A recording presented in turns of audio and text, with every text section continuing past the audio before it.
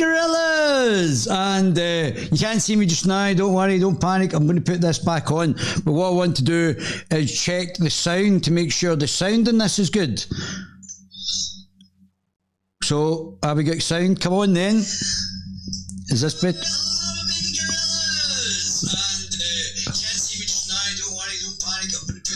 Sound is perfect. Let me just get me back on here and see my beautiful face. Absolutely perfect sound. All that money spent on this has definitely been worth it. So let's get my face back on screen, shall we? Fantastic, can't wait. Get your chats out. I'll pop the chat in a second, guys, once I'm on. Come on, here we go.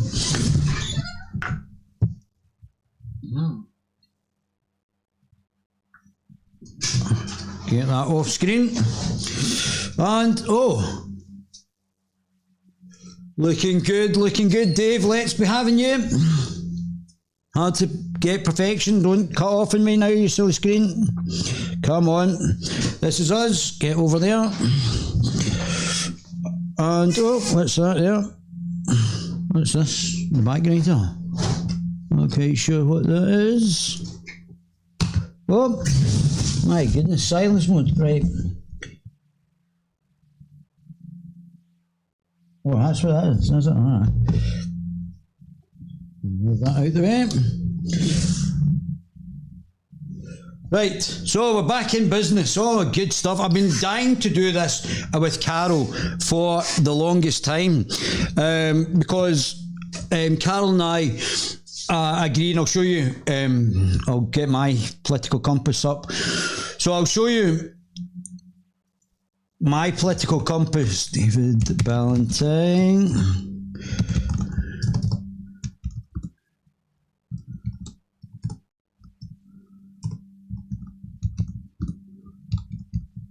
So Carol and I have done it, so I've put up far right just as a noise up because everybody keeps calling me far right, which is very funny. But I'll get up mine and I'll show you the similarities between Carol and myself. I think I've done a couple of political compasses, and one's just almost exactly where Carol is just now on the political compass. So Carol and I don't disagree on very much. So I'm going to cover a wee bit about what's happening with the news just now, and then I'll go on to Carol's Benjamin's answers for libertarians, which is it was really well done, and I'll try and incorporate that into what was happening to me. I've not had a chance to chat to Carol about this, but what was happening to me with the Scottish Libertarian Party at the time, and how I agree with them. This isn't a gotcha or criticisms of Carol. It's just a sort of me explaining about when Carol was doing this. I didn't know, I hadn't met Carol at the time, and it's his explanation, which is rather good, and me not knowing Carol at the time, but agreeing with what he's actually said in this. So I bought the rig for the camera. I think I need more powerful or greater with lights with greater brightness coming from the rig. I think the small lights aren't powerful enough for the rig. I'm not sure what the mic is like. I've not checked. I've not had time to check what the mic is like, if it's making a difference on that as well. But apart from that, I'm quite enjoying having a rig. I think my tripod is not strong enough. It's getting blown about in the wind, so that's going to be another issue. So it's all just trial and error just now, isn't it? It's just about trying to get the best things and the things that are going to work. Unfortunately, those smaller lights didn't look, powerful enough. I'm not sure about if the mic added value to the actual setup. Hopefully that made a difference. Obviously it's taken a period of time for me to sort out the sound going live streaming through here, through the studio, but that's just another part of the overall improvement of what we're actually doing. Let me see what my baby gorillas are saying. Nothing so far. So we will keep refining what's actually happening till it's absolutely perfect. Even myself getting the new suits and getting everything tickety-boo, so that we're competing on, we're starting from nothing and we're going to be competing with the big boys, and we bring you better informed, we predict correctly what is going to be happening in Scottish politics. We get it before it actually happens. We keep getting it right. Where I got it wrong was I predicted that there was going to be more or greater votes for centre and centre-right political parties, and there wasn't.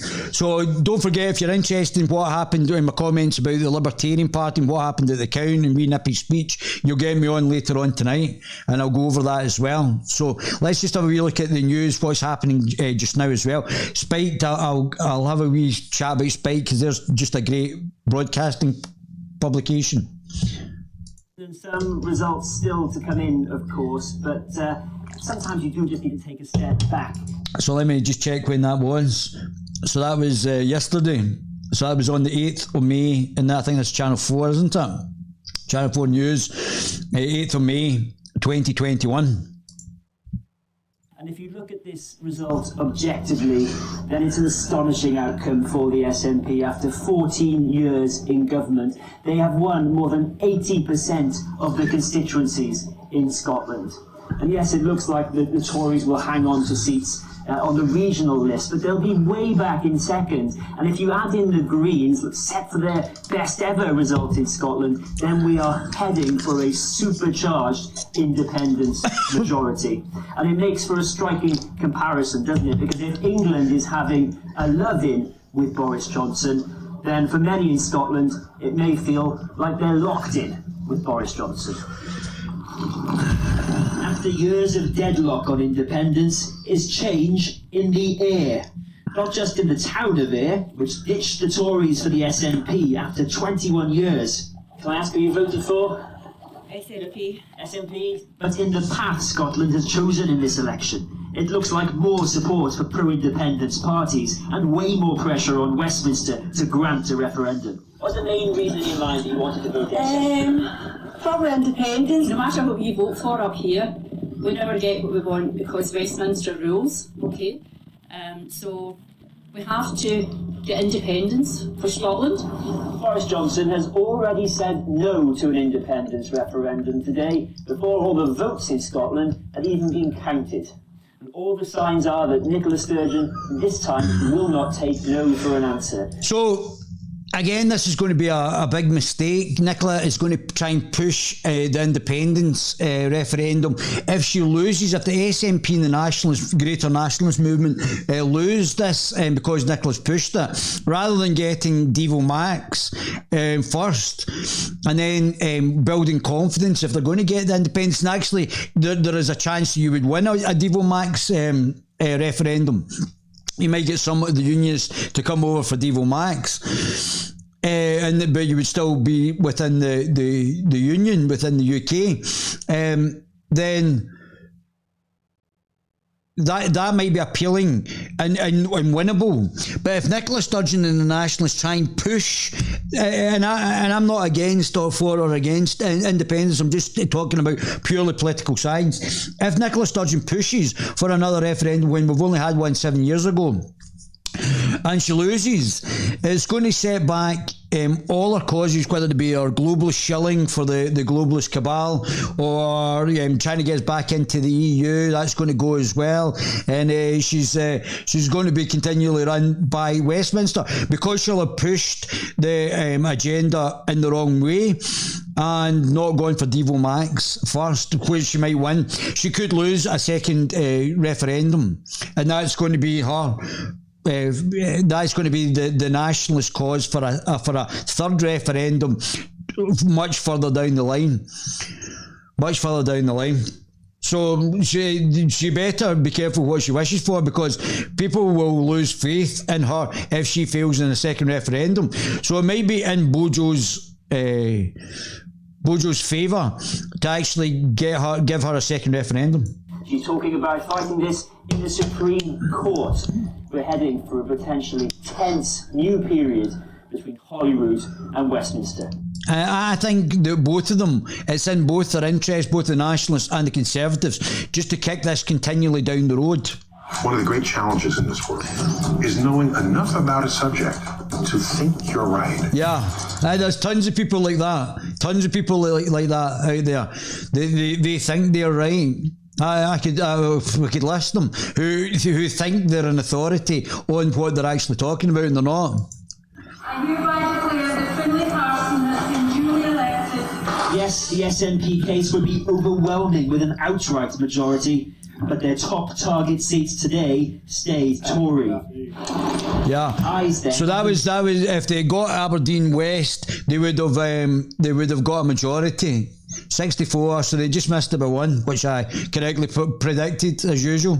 Regional vote. As I said, I was wrong in the UK Reform Party. I thought UK Reform Party would get 5. I thought UK Reform Party could have been one of the largest parties in the Scottish. The largest minority party below the big 5 in the Scottish Parliament.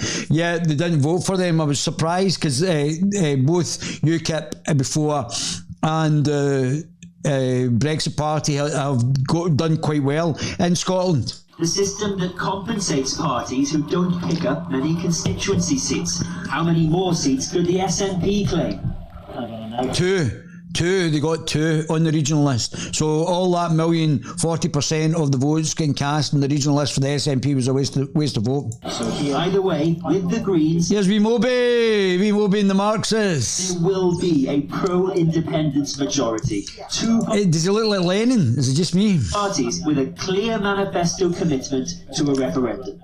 Look, he's got big lights, this character. I've got wee lights on my phone. I need bigger lights. The UK government digs their heels in and just tells the people of Scotland, no, you can't. More and more people who've maybe been undecided, maybe been in the middle of the independence debate, will be pushed towards supporting independence. Labour tries to rise above the independence debate. Yeah, they lost two seats down. They're going to, the next Labour conference is in a phone box in the Outer Hebrides. Instead, it may have drowned them out again. The Tories embraced the referendum. Now there's wee Ruthie baby, and Mr Ross has done not too badly. I mean, he's been quite a Magnolia candidate, which has suited him because he hasn't lost any MSPs. He's not done badly, he's not done great. He's been a very steady sort of hand. I find it difficult. I don't know where he is in the Conservative Party. Once I find that, I'll be able to target him, but just now he's not done anything badly or anything great. He's just been quite a Magnolia candidate, and it's steadied the Conservative Party vote in Scotland. They haven't lost any, they haven't gained any. So there's going to be the Conservatives are the second largest party in Scotland now. And if you think how much Labour have fallen, they may continue to fall and just be like an other party. To SNP hands. As for Alex Salmond's new party... Well, see, the thing about this as well, when you've just like the Scottish Libertarian Party, the Alba Party, All for Unity, when you've got start-up parties, I mean, the Scottish Libertarian Party started with 12 votes, and now they've got thousands all over Scotland in all the different areas and regions and constituencies. And Alex only started a few weeks ago and is now the 6th largest party in Scotland. So horses for courses, I guess. You're not going to start. It's unlikely. Only probably Nigel has done it and started the party and won an election. Is an anomaly. Nigel is an anomaly and excellent. A bit like Alex as well. But the fact that wee Nippy said both votes SNP has hampered all of anybody else, and more nationalist MSPs getting into Holyrood. She's just selfish. She's just a selfish wee bism, isn't she? Having talked up a supermajority, he was set to end up with a super bad 0 seats. Yeah, and the same, I think it's a shame. Georgie Porgy would have been great in there as well. So, Nicola Sturgeon... There's the Islamofascist and the person who would throw off the minarets. ...to lead an independence majority in Holyrood. The question is not going away even if Boris Johnson, for now, insists the answer is still no. Fake nationalists! We're the fake nationalists! With me now is SNP MP Hannah Bardell, Labour MSP Daniel Johnson, and from Moffat, the Conservative MSP. So they restrict the debate. So always remember this: the media restricted the debate, so it only gives the impression that these doughballs are the only people who have got an opinion that's worth listening to, and the majority of them aren't really that great politicians either.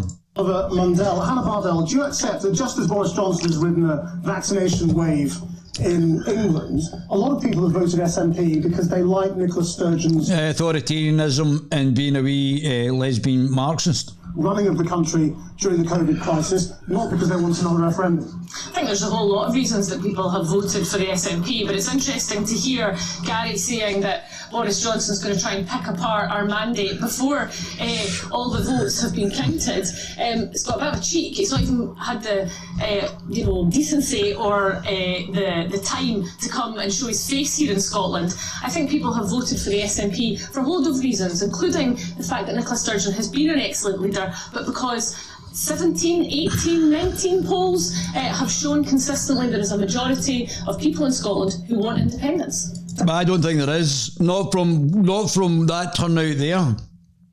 I think somebody else, Channel 4, did some comparison. Sky or something like that did a comparison, and there was more unionist votes than there was nationalist votes. So, and even to be that close, okay, there was only 60-odd%, quite a high turnout, about 63% turnout. If they actually,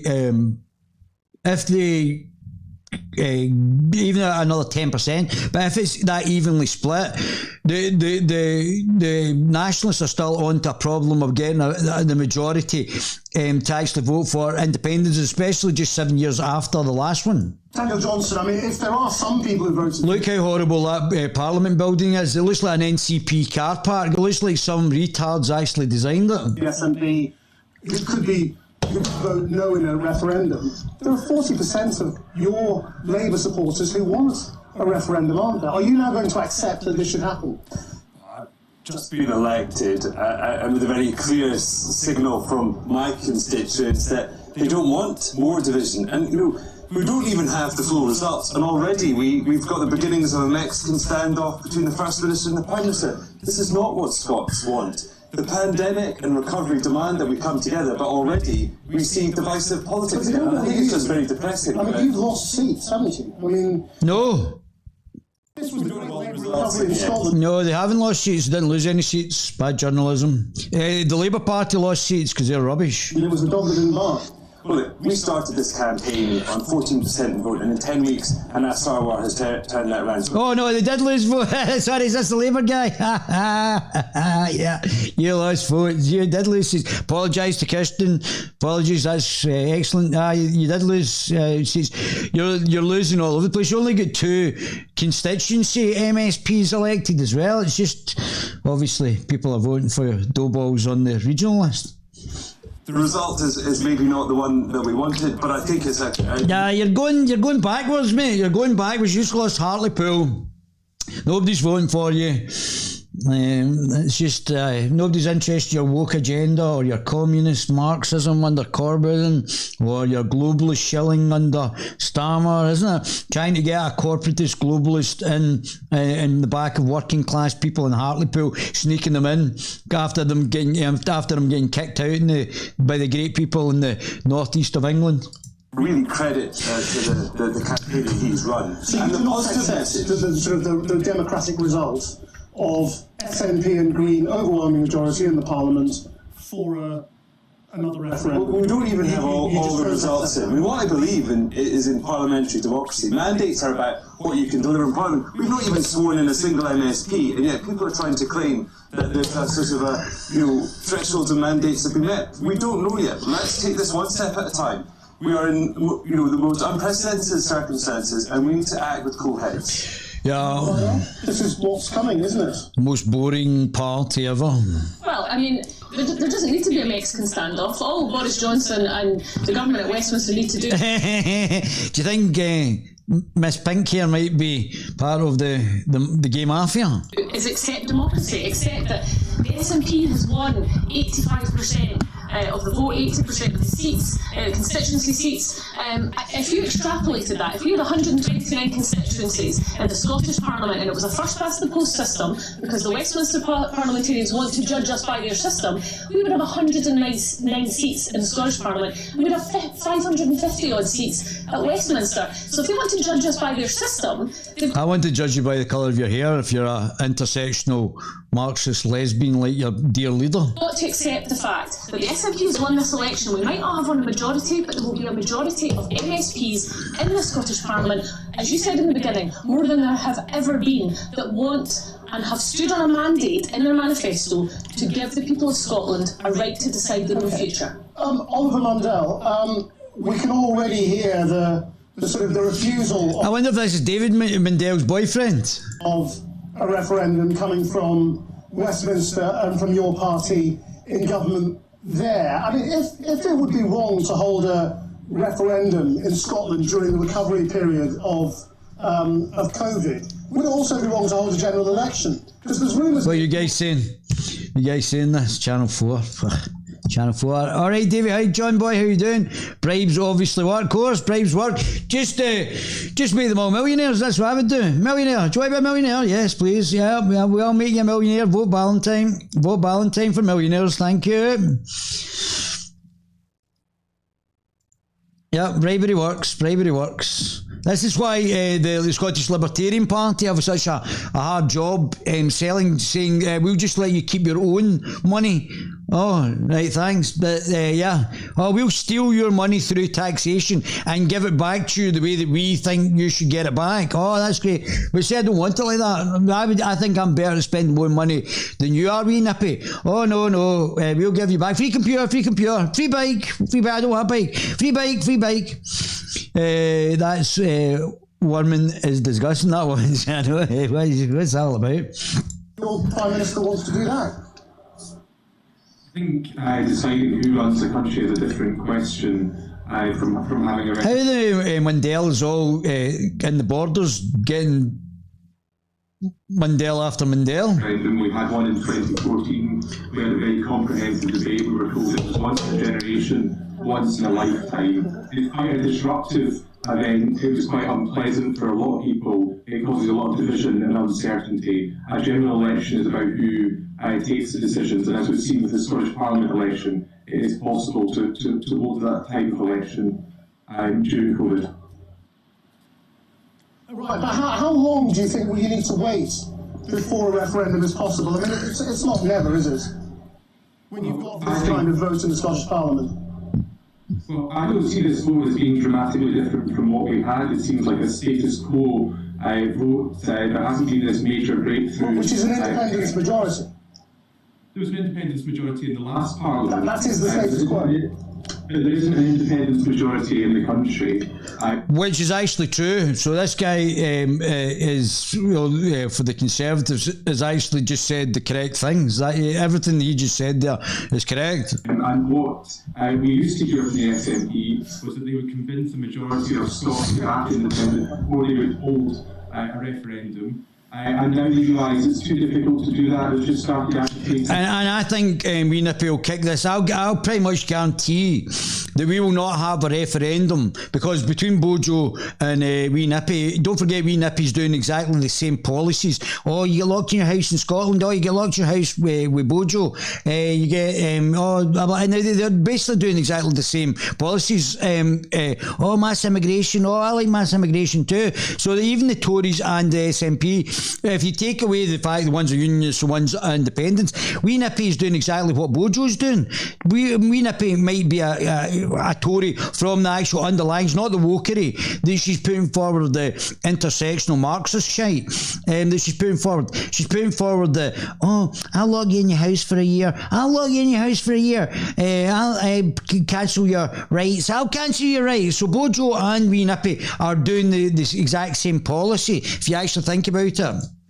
I'm starting up the same old arguments of the past. I think people in Scotland voted, and they took the First Minister on her word when she said that this Scottish Parliament election was about who leads Scotland to the recovery. And now, the minute the votes have been cast and we see the votes counted, they're straight back onto this obsession at a time when politicians all... I'll guarantee I said it, guys, listen to what I said. I'll guarantee you in the next 5 years they will have not had a referendum. 100%. Wee Nippy and Bojo will stitch it up. Oh, you're not getting one. Oh, I want one. Oh, I'll take you to court. Oh, you're not going to get one. Oh, I don't care. Oh, blah, blah. And I bet you we don't have a referendum in 5 years, because Wee Nippy is not a nationalist. Wee Nippy is a globalist gimp shill. Globalist Islamo-Marxist party. She's a gimp.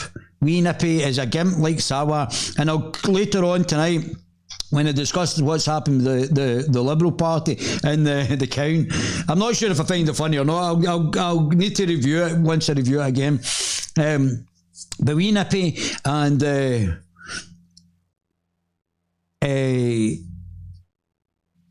Bojo will play one off against each other. There won't be a referendum, because Wee Nippy knows if she loses another referendum, that's the nationalists in big problems, because they won't get another referendum, and that means we'll have to start looking at their domestic track record, which will be proven by the summer about her education policies and what her education policies have done for Scotland, as well as other things. Parties working together to protect jobs.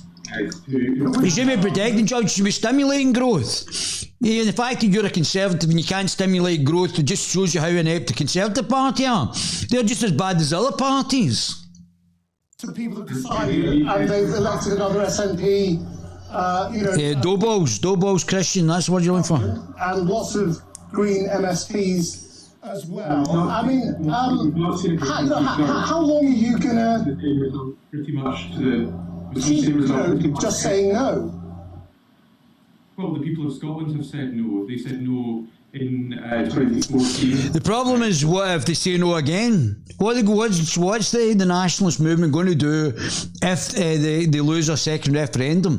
This is bad politics. I'm not talking about whether you're nationalist or a unionist. This is just fundamentally bad politics. If you're on that side, to be pushing this and if there's a chance of you losing, you should have gone for Devo Max first, and that would have made more sense. They could have won that referendum for a Devo Max settlement, and they might have got support from the majority of people in Scotland for Devo Max.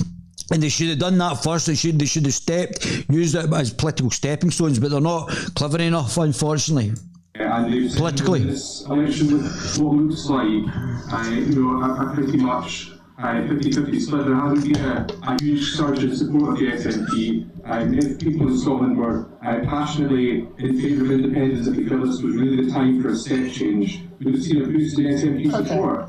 Well, they did get one more seat, but I mean, it's not exactly a boost to the great extent. And also, Nicola Sturgeon's both votes SNP just brought in two MSPs from the regional list, so they're forget about it. Contrast their performance here in Scotland to that of Labour in Wales, who seem to have seen an uptick off the back of the... and Labour in Scotland are continuing to collapse, down another 2 seats. They'll be in the high teens very soon. A few more lost seats, and they've only got in their teens of MSPs. There's one loss after another. The Labour Party are seen as not competent anymore. Performance, the incumbency during the pandemic. And Boris Johnson in England. We've done all of that. Hannah Bardell, I mean, what are you going to do when they just keep saying no? Is there no question of what they regard as an illegal referendum? Yeah, unilateral declaration of independence would still be possible. Margaret Thatcher said that as well, but I don't think Wee Nippy wants to leave the Union. All she wants to do is have the threat of leaving the Union for underlying globalist show politics. Is there a point at which there's a referendum that they say is illegal and you say no, it's legal because it's been passed by that parliament? Well, I mean, Nicola has been very clear and has said... I'm not interested in men. I like ladies. If it comes to it, then we would see Boris Johnson in court. But I suspect, he bluffs a lot, and I suspect that behind the scenes there will be many advisors, if they are sensible, and if they ever want... Saying, go and give them another referendum. Give them another referendum. If they lose that, again, that's nationalism on the back foot. You're not going to get a third referendum for a lifetime, for a generation. You've already had two and you've lost two. So that will destroy the nationalist argument for another generation, and then we would have to look at what is actually happening through Holyrood and your bad management, just like the Liberal Con Party and the Greens, all of your incompetence in managing the Scottish economy, the Scottish civil servants as well, public service. Have a chance. No, he's not.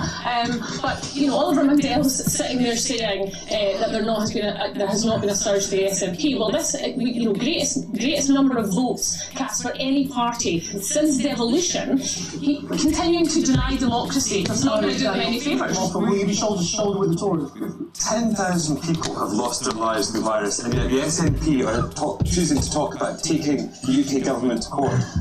Oh, listen, I don't think you should be talking about him losing lives when the Tony Blair was bombing poor people in Iraq. People want this country in recovering public services, recovering communities, and recovering jobs. What you want to do is grow jobs, Doball, and finance high growth, high tech sectors in the Scottish economy. But not one of the three of you actually understand that, because you're all Doballs. That's what recovery means, not taking governments to court.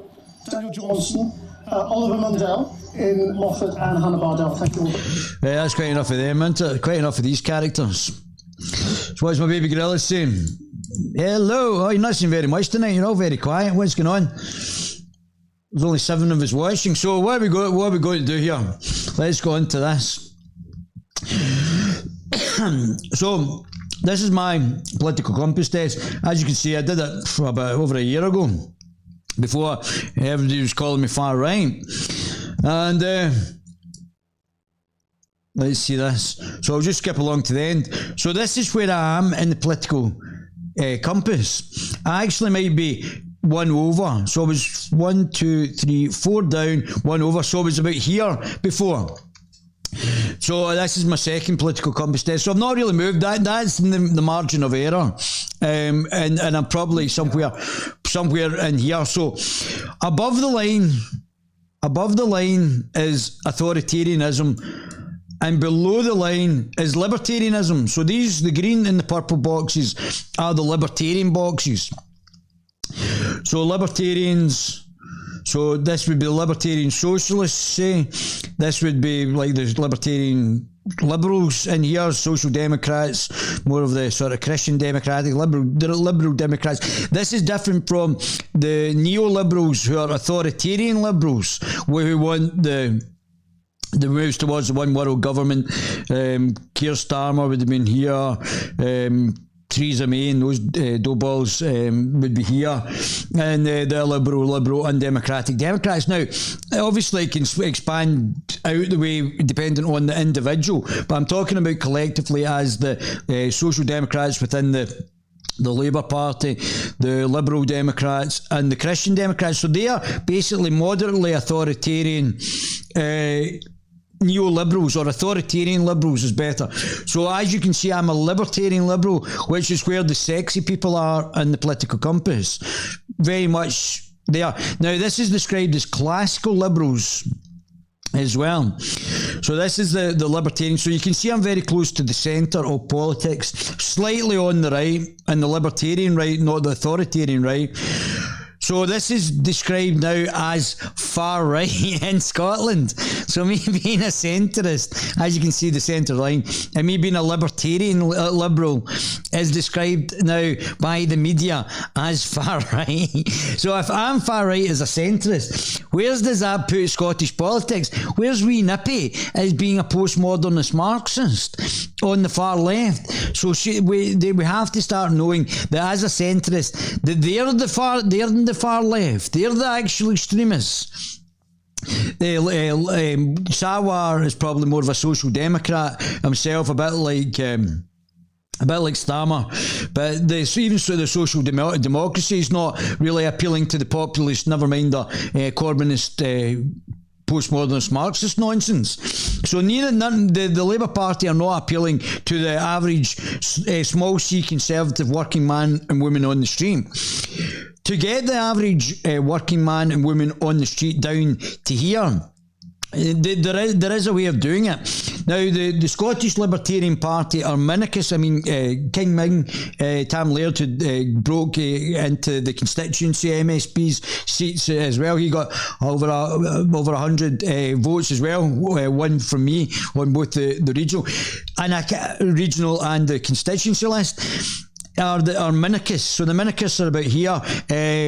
I called, who did I call? What's his name? Ben Shapiro, a liberal, a libertarian liberal, but he's not. Ben Shapiro's up here somewhere, so he's actually nearly a minicist as well, which I was very surprising because I thought he was actually more of a conservative, but he's actually a libertarian minicist, which is over this sort of side of it. And don't forget the ANCAPs are down here.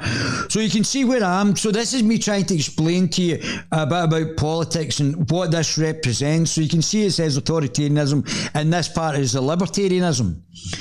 Okay, so I hope that's it. So you can see libertarian, authoritarian.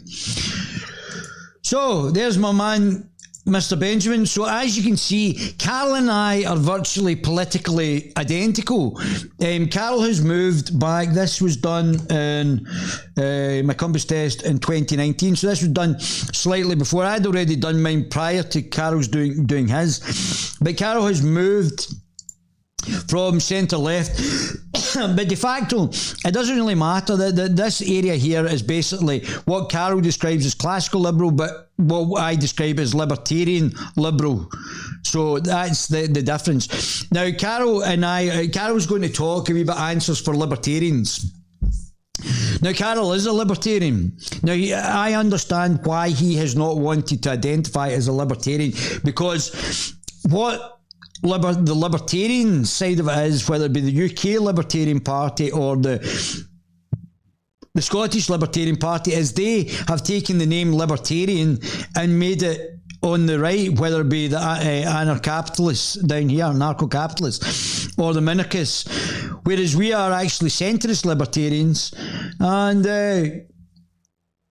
then we're going to talk, in fact I'll actually get this up as well. So Carol has moved, I think, from centre-left libertarian, or almost like a libertarian social democrat, to centre-right libertarian as well. But Carol is a centre libertarian, as you can see. So he's nearly at the centre of the libertarianism, and he's very close to the centre. So Carol is de facto the same as me, as a centrist libertarian. But he doesn't like to call it that. He wants to call it classical liberal, which I don't like as a name, because it's not. I understand what it means and understand what he means, but because of his repulsion of actually saying the word libertarian, and rather than reclaiming the word libertarian from the libertarians who are on the right of the political spectrum to a more centrist libertarian political diaspora, then they want to actually change him. So I thought I would go through this as well. So I'm going to go over just now. I saw this last night, and Vosh versus Carol.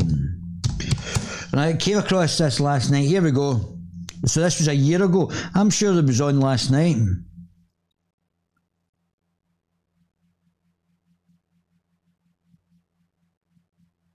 Let's see if there's a filter by. Yeah, this was the one I saw last night. So 20 hours ago. So I'm going to go over this first. So Vosh describes himself as a libertarian socialist. So the libertarian socialist would be de facto over here somewhere, whether it be the ANCAP, the anti-fascist, anarcho-communist, anarcho-syndicalist. Where Vosh is, I would suggest that he was on the last third. The libertarians are on the right of the third, so libertarian socialism, libertarianism, which they've claimed, and we're in the libertarian liberals, which Carol has called himself a capitalist, which I am as well. I believe in capitalism, but I would suggest that Carol is a libertarian liberal, and I'll come to that when answers for libertarians, which I would suggest Carol is, although he doesn't want to be identified. For some reason, he doesn't want to be identified as that. And I think, and this is me surmising, I've not had this conversation with Carol, that he doesn't want to get called a libertarian liberal because he sees the word libertarian being attached to minarchism and anarcho-capitalism, which have got some very strange policies, whereas I would agree with Carol on pretty much everything that he's going to say on answers for libertarians, although he is a libertarian, although he calls himself a classical liberal. But this is the conversation they had with Vosh.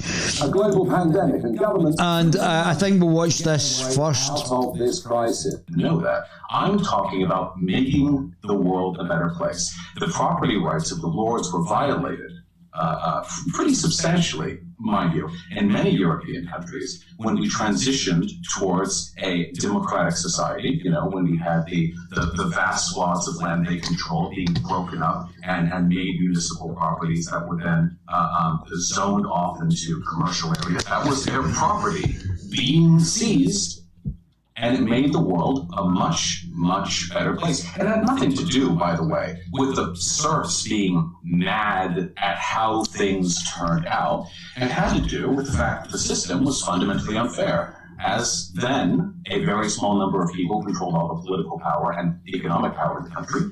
We have today a system where a very small number of people control all the economic and political power. And it's interesting to me that in this discussion, which is ostensibly supposed to be about the benefits of worker co-ops or capital or whatever, you seem intent with the very idea of fundamentally changing society, which is the most banal, boring, and spineless approach imaginable to discussing political. So, what Vosh is saying, that him being a libertarian socialist, that he would have the right to come and take your stuff, which is...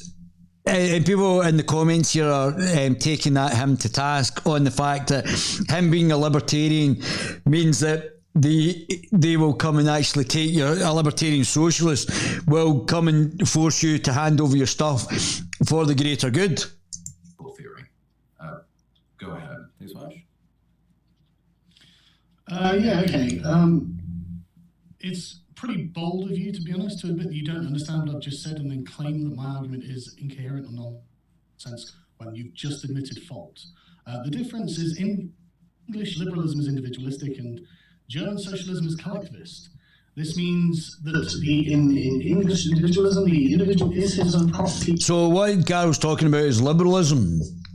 And obviously, the Scottish Enlightenment as well. Carol obviously talks about the English Enlightenment, but obviously the British Enlightenment, let's not split hairs on a nationalist basis here between Scotland and England, but the British Enlightenment, which Carol talks about in its individualism, that individuals can succeed without being part of the collective or making collective claims, which obviously led to the Jews being exterminated in Germany, and these sort of collectivists. What's happening now, the discrimination against white people and white men, and the collectivism of the left that obviously that Karl Marx brought in as well.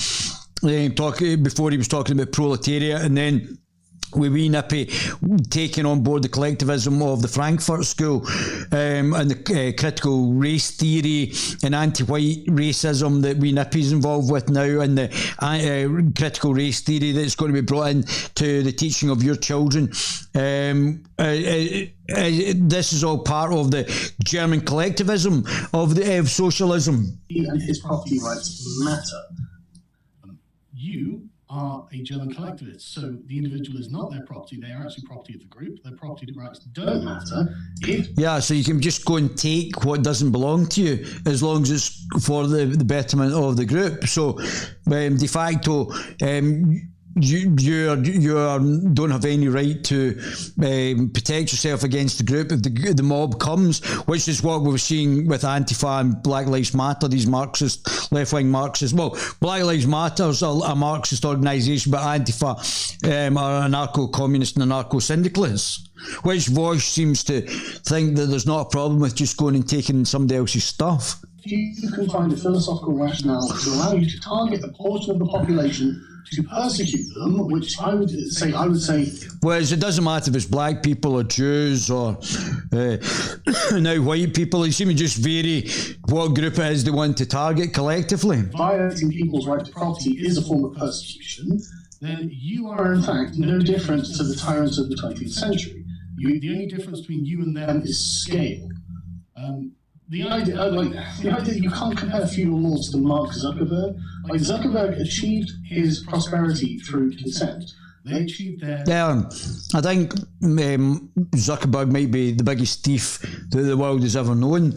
Having watched social media, and I don't know if the social media film is correct, that he actually stole the idea from the twins, which would mean he was the biggest thief the world had ever known. He certainly stole my pictures and things that I had up on the screen, and he feels that or up on Facebook, and he feels that he has the right to tell me what I should and shouldn't say, and yet he panders to the extreme left and Antifa.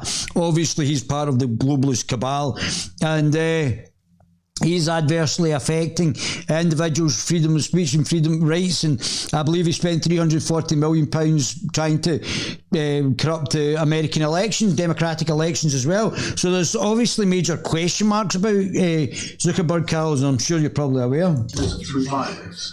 We do not consider violence a legitimating factor, but we do consider consent a legitimating factor. If we don't agree on that, then that's fine, but I think you're wrong. And medieval life was so much more complicated than serfs versus lords. I don't even want to start going down that rabbit hole. It'll be a massive distraction, but you do not know enough about feudal Europe.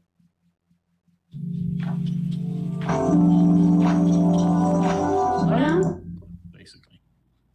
That's a very compelling counter-argument, Carl. I don't want to get into it, but you're wrong, Paul. So I don't know. I've seen you try to do this before. You believe that sort of nations have a character, and you try to fit people into those boxes. I don't know what you mean by German collectivism. I'm advocating. But you don't know about German collectivism? I would take it he's talking about Karl Marx and the proletariat, and I'm surprised you don't know about German collectivism.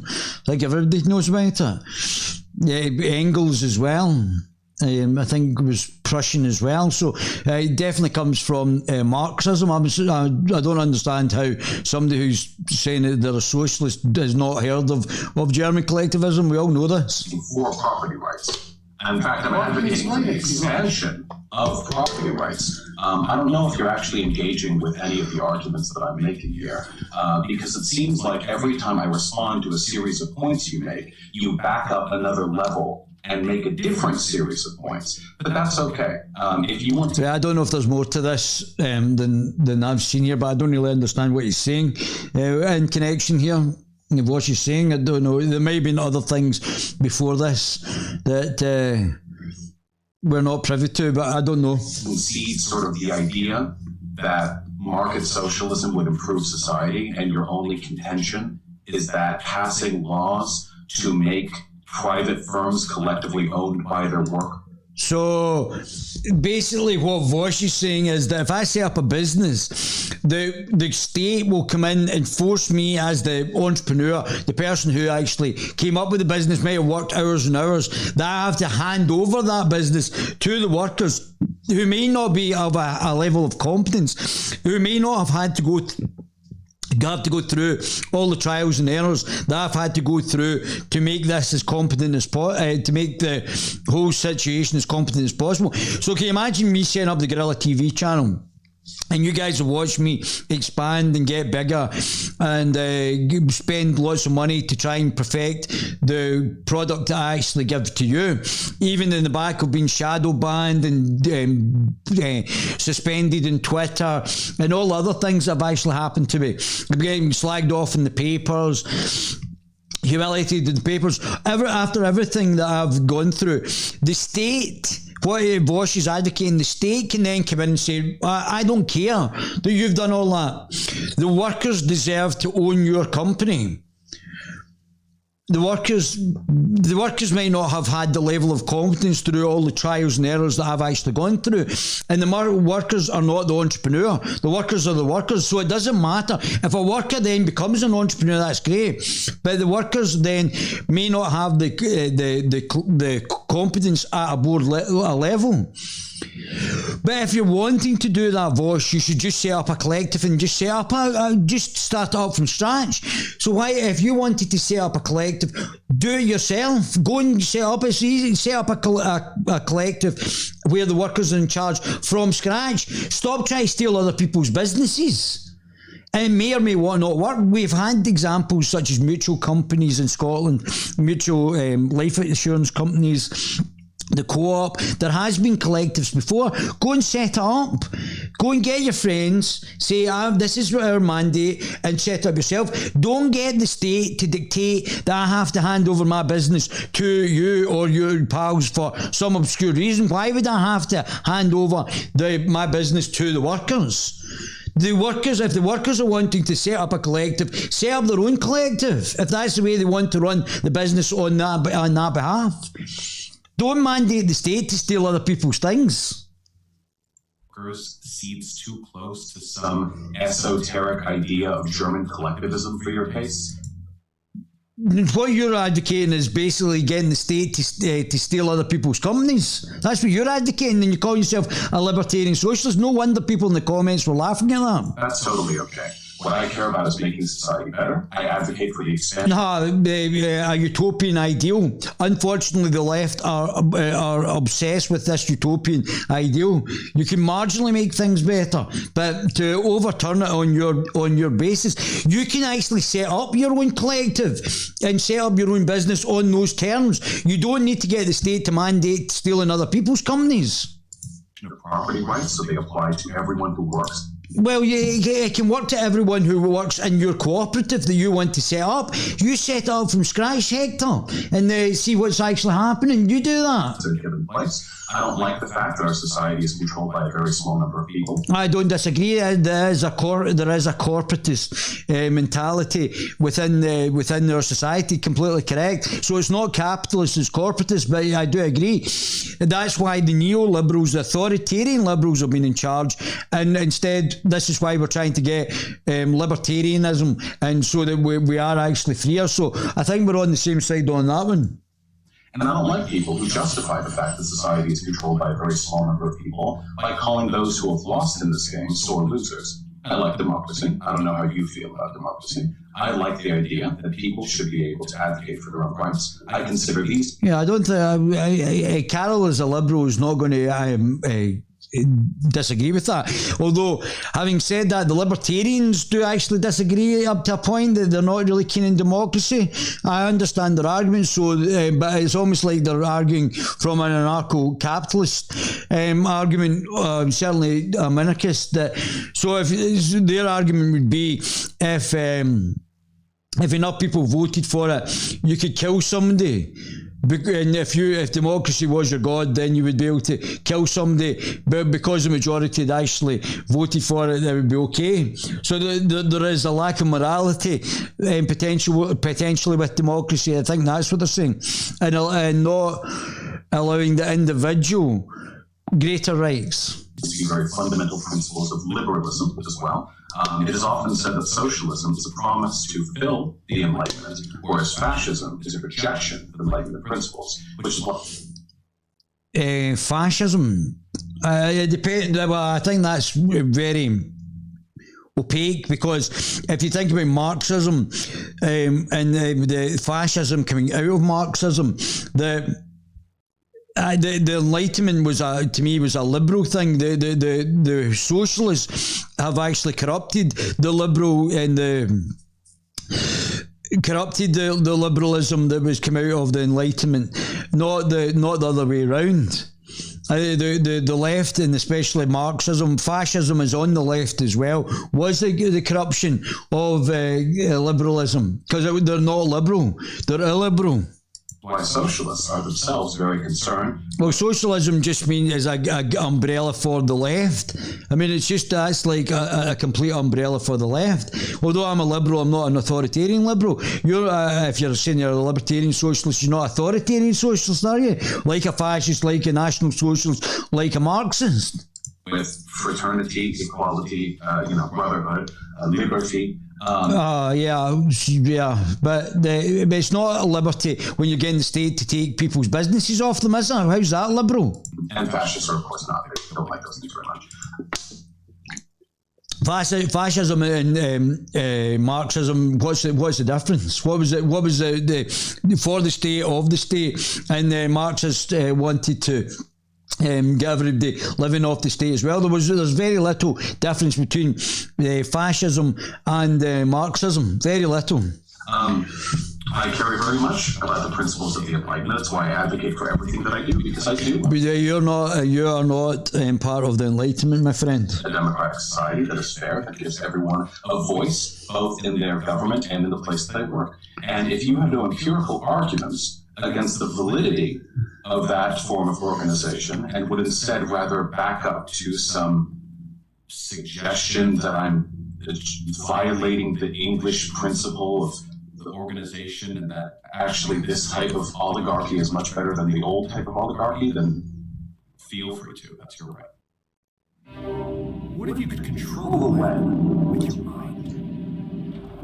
But he is correct here in the fact that there is a small number. This is the fundamental weakness of capitalism. There has to be a redistribution of wealth through a progressive tax system for the poorest people. That's why I would support Milton Friedman's negative income tax, because it then lessens the amount of power of the people have in the minority, where they can influence the state. And the state works on behalf of the actual corporatists. And there has to be legislation where corporatism is actually prevented, which is the monopolisation of the actual private sector, and breaking up of these things when they actually become too big, when they wield too much control, such as Facebook, such as Twitter. You'll never encounter a civilization that doesn't have some kind of oligarchy.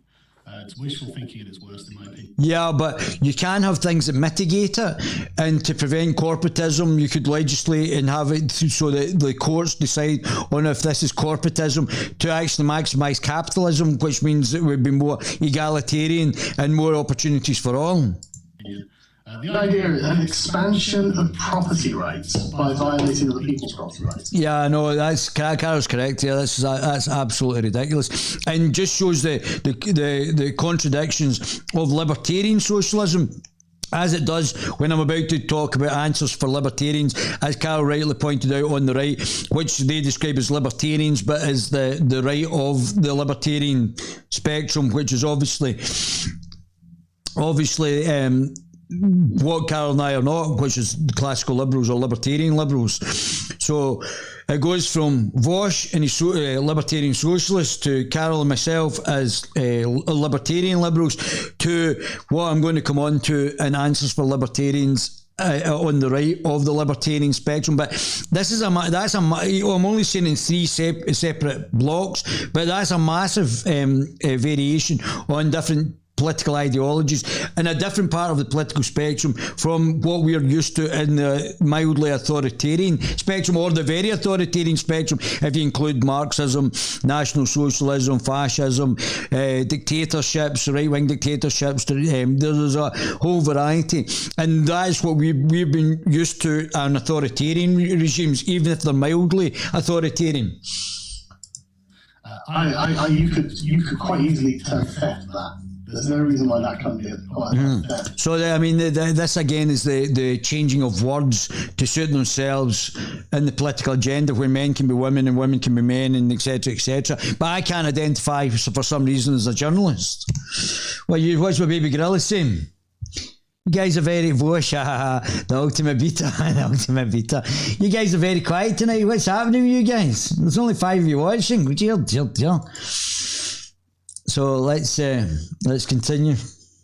Because that's precisely what you're doing. And the reason that you're doing it is because of my feels. I don't like it. I don't like that. Well, okay, that's fine. Or I would say utopianism, Carol. I think Voice says, I know what's going to be best for society, therefore I should have the authority as a libertarian to instruct all of society in what I know is best. I think that's more of the issue.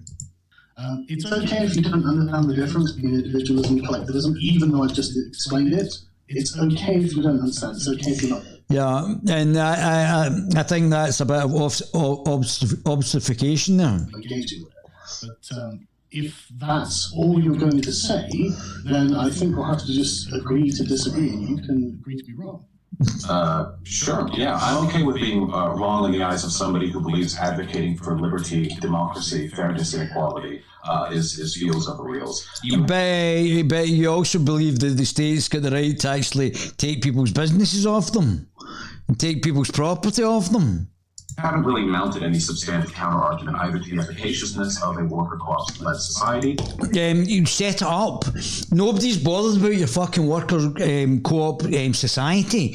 If you want to do that, you can do it in the current situation in this democracy and set up your workers-led fucking whatever it is.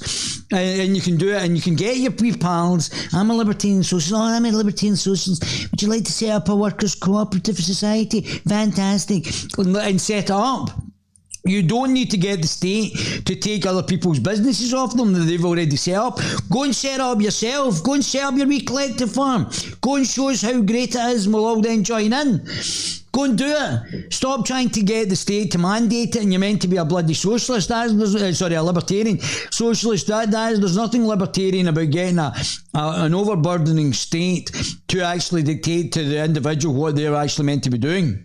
Nor, mind you, to the fundamental differences between the legitimacy of this oligarchy and the past. And I don't know why. Well, as Carol pointed out, there will be some sort of oligarchy, some sort of corporatist entity there, but what you don't want is them to be able to hold back individuals who will naturally come through and actually develop new things just now. Like the people are trying to hold the Guerilla TV back because by smearing it and doing different things to it and preventing it getting on, but they can't.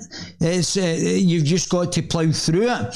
You've not got to allow these people to hold you back. So and then you get movement, and then it becomes more egalitarian, where you actually get movement of people coming and pushing in the door, and that allows movement within the society to make it healthier.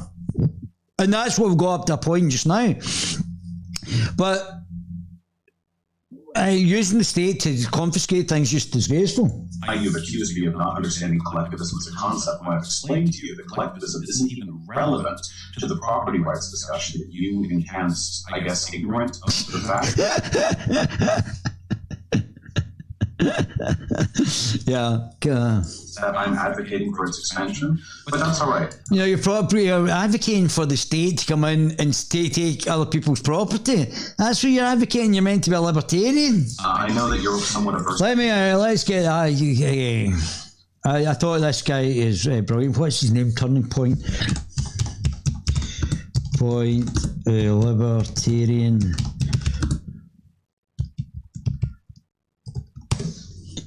See if it's here. Yeah, this is it. It's it. Charlie Kirk. Charlie Kirk's great. Libertarian socialist.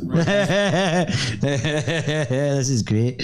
Libertarian socialist, right? So again, Charlie Kirk's correct. This sums up Vosh as well. Okay, as a libertarian socialist, right? As you would know, workers controlling the means of production. Set up your own collective. Set up your own fucking company. Set it up. Go and get your wee pals, set up your own company, get it up in the way you want it, whether it's all workers cooperating, that's fine. I, as a centrist, do not care if you set that up. Don't give a shit. Go and set up. What I do care about is you getting the state to tell me what I should and shouldn't be doing with my company. You set up your own company and get your means of production run by the workers. Go and set it up. I don't believe in big government, right? I believe no government. Oh, so he's an anarchist. So they're down there. He's probably Antifa, and but he's certainly, if he's not Antifa, he's certainly down at the anarcho-capitalist, anarcho-communist, anarcho-syndicalist part of the political compass. No government. So you're an anarchist. Yeah. So the political compass bends back in itself. So the anarcho-syndicalist and anarcho-communist and anarcho-capitalist, so it bends back in itself, and it bends from top to bottom. So it's easy to go from anarcho-communism and anarcho-syndicalism it's an easy jump to go to anarcho-capitalism, and it's an easy jump to go back up to the authoritarianism from down here in the political compass, because it bends back on itself. It's more like a football than it is like a box, if that makes sense, the political compass. I believe in voluntary hierarchy and democracy. Voluntary hierarchy. So that means one day I'm feeling like a woman, the next I'm feeling like a submarine, and next meeting I'm feeling like a leader, and then next minute I'm not feeling like a leader. Yeah, there was when Rome invaded the Celtic world, whether it be Celtic Gaul or UK, because it was not a top-down, it was more of a libertarian society where they were all working independently, and there was tribes and things like that. It was easy for certainly an authoritarian moving on towards a military fascist type organisation to conquer all of the Celtic world. Obviously Scotland and Ireland were unconquered by the Romans to a greater extent, but it was easy for them in a society which was not structured to actually be conquered. Okay, so wow. Let me ask you a question in all seriousness.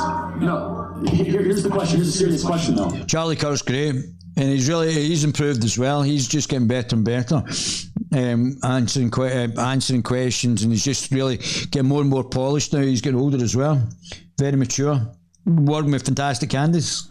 What's preventing you from doing what the Amish do, get off the grid and just go live like that right now? Yeah, why don't you set up your own fucking cooperative? What's the problem? Oh, the Amish are religiously excluded. No, forget that. Who cares about that? Just set up your own cooperative. If you want a cooperative-led system, go and set it up. I don't think it will be potentially unsuccessful. So go and set it up yourselves. Get your wee pals, get your socialist libertarian pals, and go and set it up. Instead of burning down everybody else's business. You forget the religious component. The Amish are a great example. Incredibly difficult to just pick up everything that you have, leave, and go. So you want to tell me how to live? Yes, that's exactly what he wants to do. I think that's exactly what Vosh is saying. They want to get the state and your libertarian socialist nonsense to tell you how to live, tell you where you're going to get your business taken off you and given to the workers, getting you to actually take your physical property off you, and they'll get the state for what they decide is their utopian socialist nonsense. Go and set up your own business. No, I'm not telling you how to live. No. You are, because you're arguing for a governmental structure. A lack of one. Even a lack of governmental structure will then make me live the way you want me to live. I'm not going to tell you how to live however you want. What I'm saying is that you're okay with me having 5 houses and 6 yachts? What I'm saying is that the society that I currently answer the question. I'm forced to wait. What? Well, you're okay with me having 5 houses and 6 yachts? I'm not okay with you having them if you are not using them. Oh, not you. So all of a sudden you're now telling me how to live my life. I'm never going to tell you how to live your life, my friend. Why are you telling me how to live mine? What I'm saying is that there are people that are literally starving, and that if you had extra houses and they literally just came and occupied the houses that you are... Oh, right, so there's no property rights, so people are just walking into my house, isn't there? All right, just plonking themselves down, and there's no property rights, is there?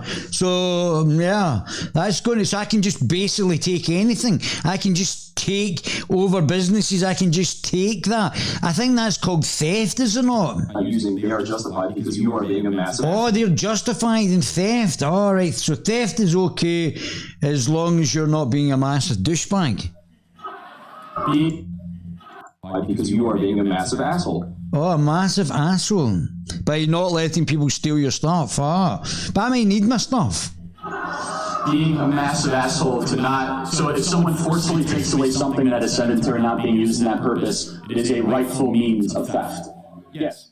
Oh my God.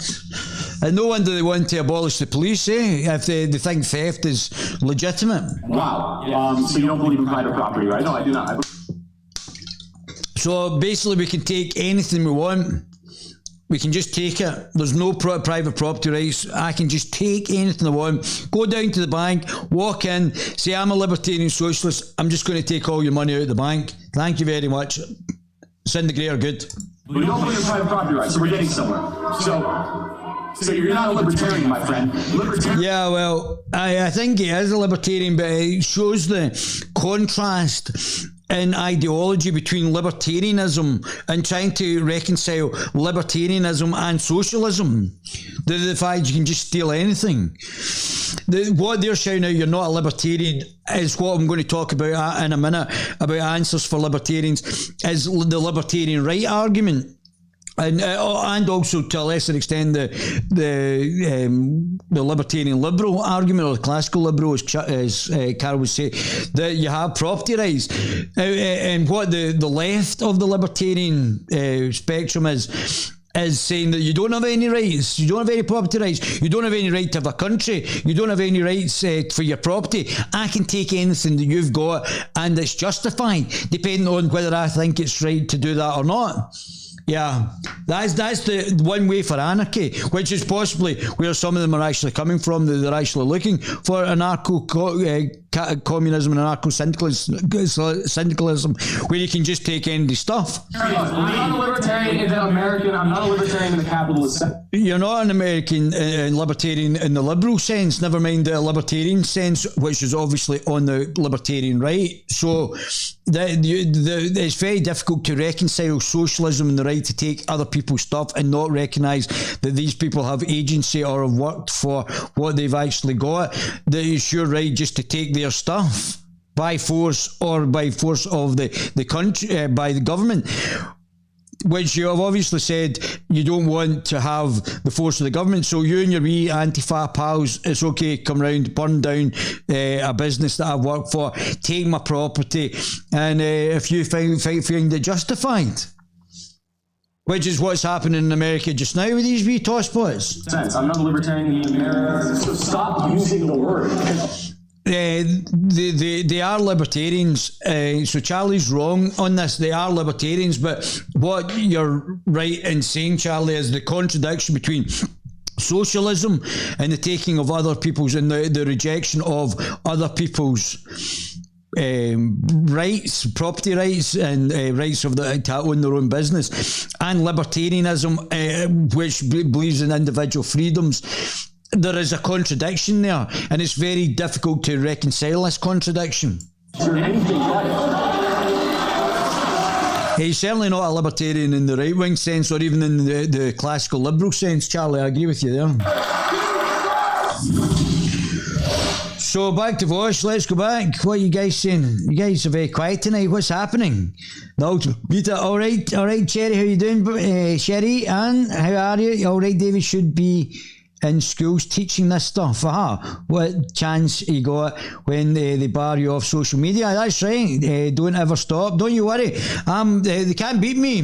But yeah, that's correct. I should actually be teaching this to children because I am brilliant at politics. Some people, it's a very strange thing to be brilliant at. I wonder if I would have been better being brilliant at basketball and being a multi-millionaire and having hot chicks all over the place. No.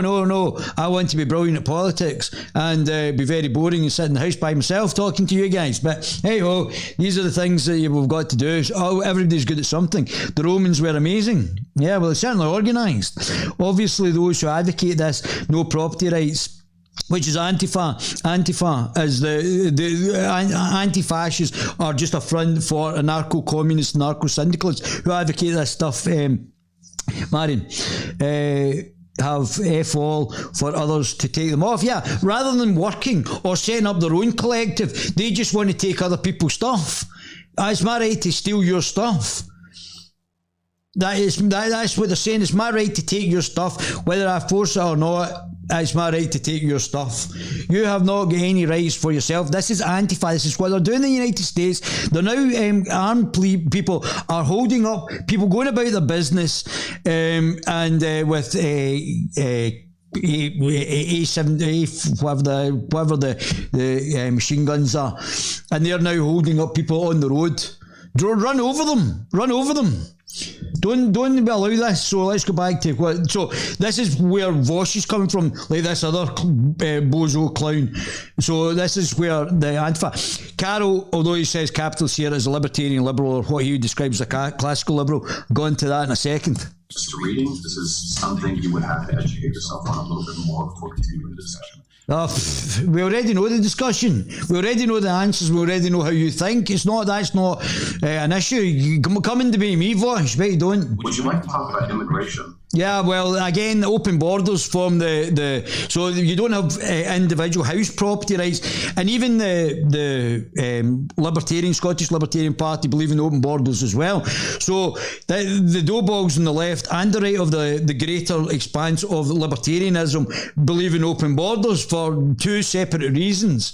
But yeah, so they don't believe in individual property rights. They don't believe the right to own your own business. You don't believe in the right for you to have your own house. If somebody else wants to move into your house and doesn't want to pay, then that's their right. And you don't have the right to have your own country and have it designed in the way you want to do it. A bit like Wee Nippy. Wee Nippy's on open borders idiot as well. I had a lot of fun researching this subject since our last discussion, and I was I'd like to respond to what you said there, because you don't.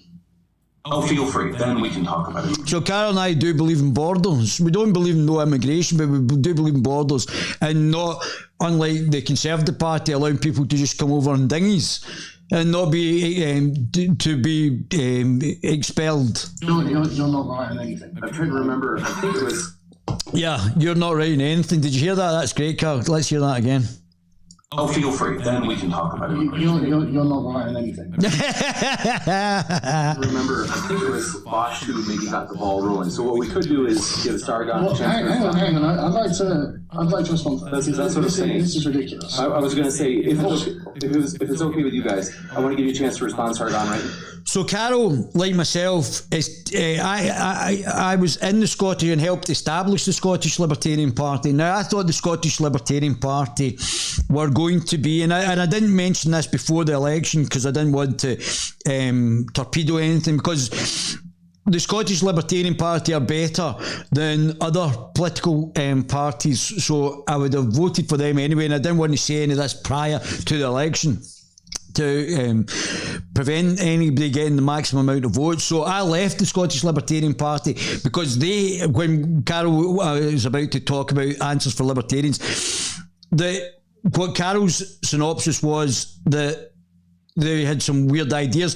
So Carol's taken on Vosh, which is on the left of the greater libertarian ideology, and Carol's a centrist like myself, and has also rejected the right of the libertarian movement, which is the what would be the Scottish Libertarian Party or the UK Libertarian Party. So we are both centrists, and so he's taken on the left and the right as well.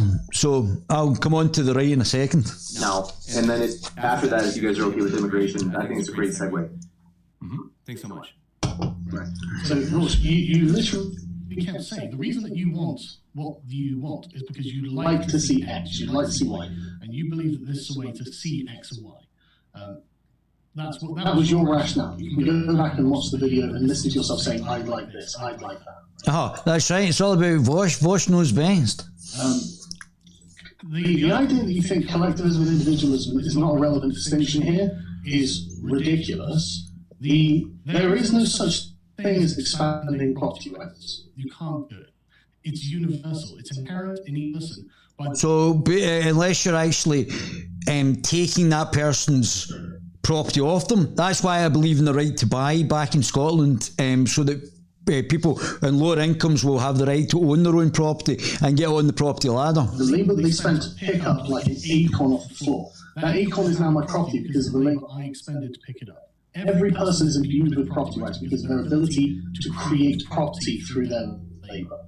You can't expand property rights. They are universal. This is what I mean when I say you're a collectivist, because what I've said there is an individualist perspective. Each individual has these rights. You don't agree with that. You think that they can expand and contract based on the state, which is what makes you a collectivist.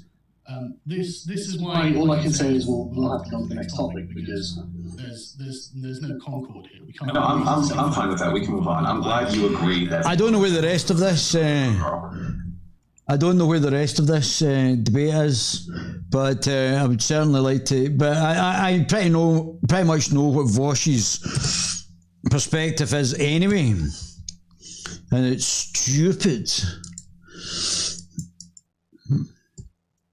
I don't know where the rest of us. I don't know if that's it there. If these are just outtakes from that.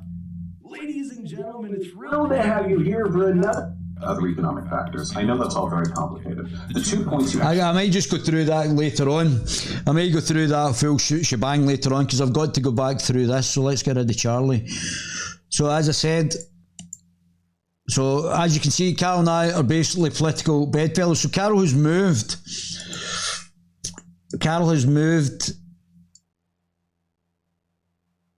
This guy's very interesting as well. This is actually a very interesting.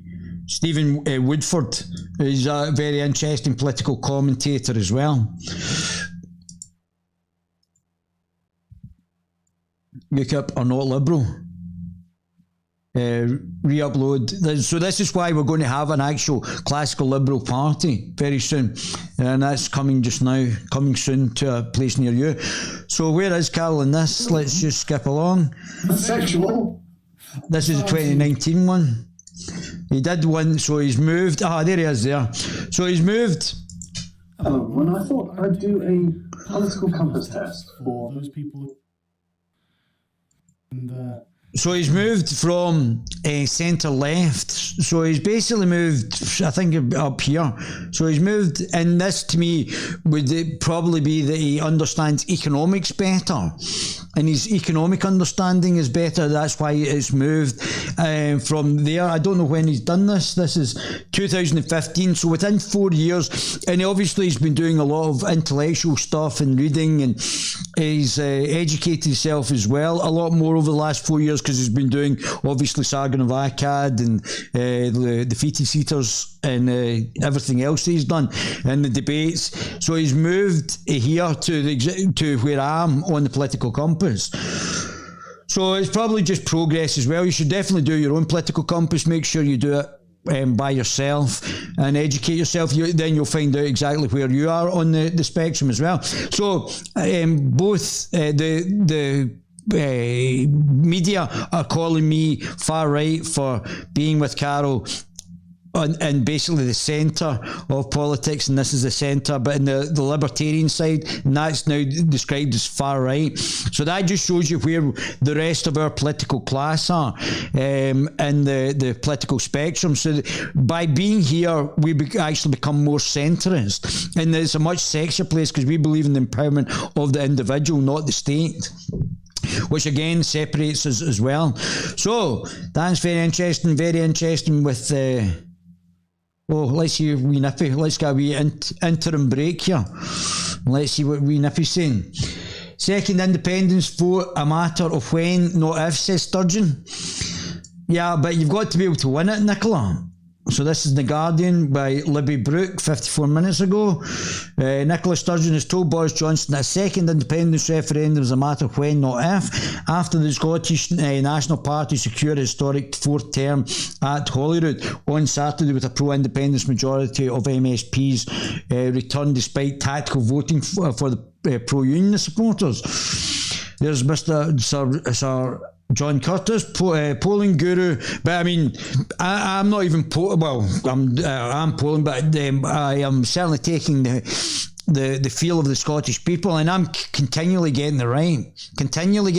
Said she wasn't going to get majority prior to, said Saber was going to lose up to 5 seats. She was losing 3, but eventually lost 2. I mean, my political analysis is just amazing. And I tell you what's going to happen before it happens. Polling guru John Curtis warns Sturgeon against gambling with second referenda 2 as the Scots divided. It's not about even the Scots divided, it's the fact that she might not win it, and that's going to be a big problem for her. This is Daily Express by Tom Hussey. Oh yeah, big hussy. Speaking to the BBC Breakfast earlier, polling guru and professor of politics at the University of Strathclyde, Sir John Curtis, issued a stern warning to Nicola Sturgeon about a second independence referendum. He warned Nicola Sturgeon and Boris Johnson that an early referendum would be an incredibly big gamble, given the tight margins between unionists and pro-independence voters. I told you, it's too tight to call on this, and if they lose the problems. Saying there's absolutely no democratic reason to block the second referendum. Is that true when you look at the percentage of votes? The answer is, if you look at the percentage of votes, what strikes you is just simply how evenly divided Scotland is. So that hasn't changed. Well, no, it isn't. The point is, Scotland is now divided absolutely down the middle on the constitutional question, whereas.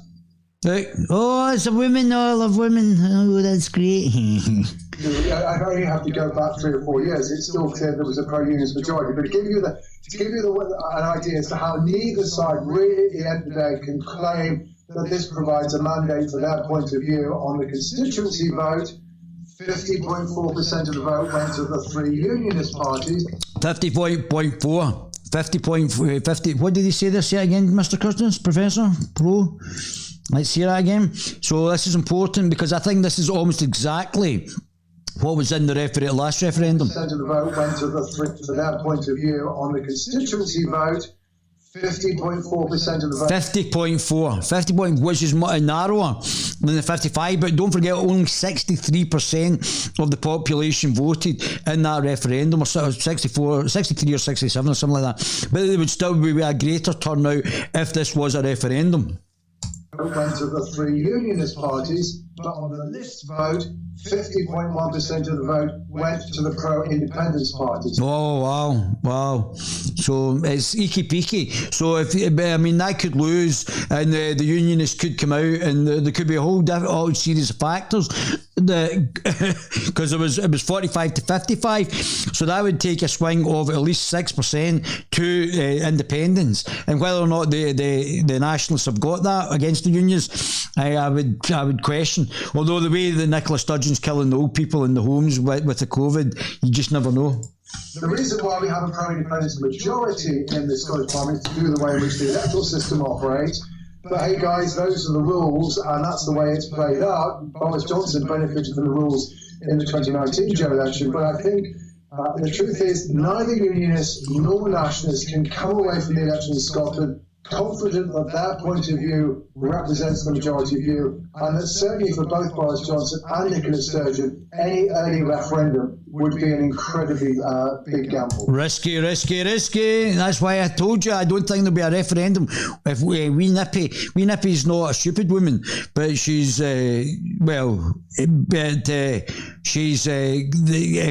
she may not be the greatest political player, unlike myself, who's awesome.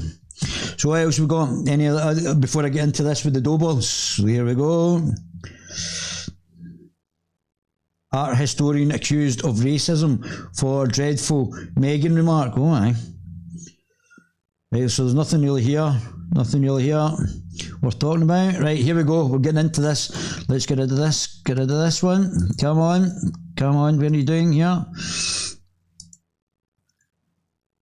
This is us. What's in that? No, we can get rid of that. Right, what are you guys saying before we get into this? she did get the votes though. Yeah, she did. Obviously, those advocated there's no property right. Yeah, so she did get the votes. Yeah, she did get the votes. Listen, you can't take away from her, even though she's not very good. She keeps getting voted in, so can't take that away. She's been successfully politically by getting the votes in, which you're completely correct about. So here we go, dissecting this. Oh, it's going to take ages, but hey ho. And this I've been dying to do this for a long time, and I haven't got around to it. But I found this one of all Carol's videos, and I've watched the vast majority of them. Great videos, great work he's done. That this was the one I could have deconstructed the best.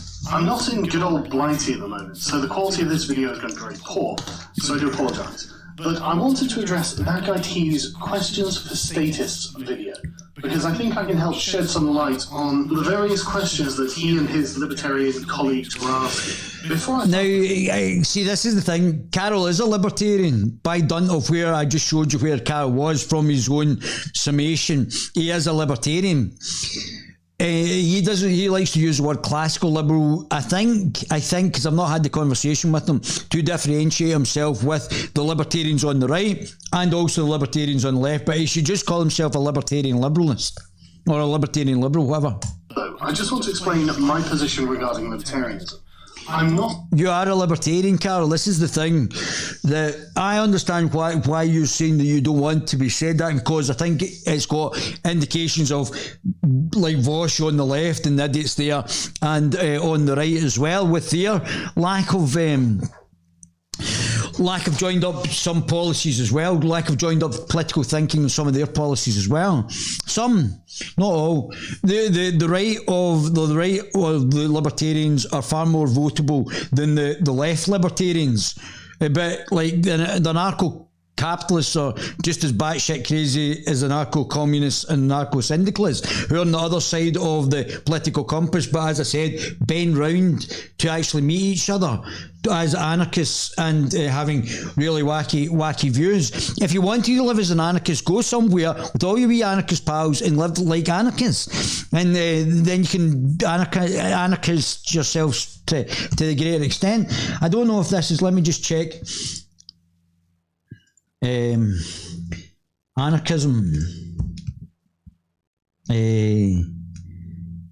Sargon.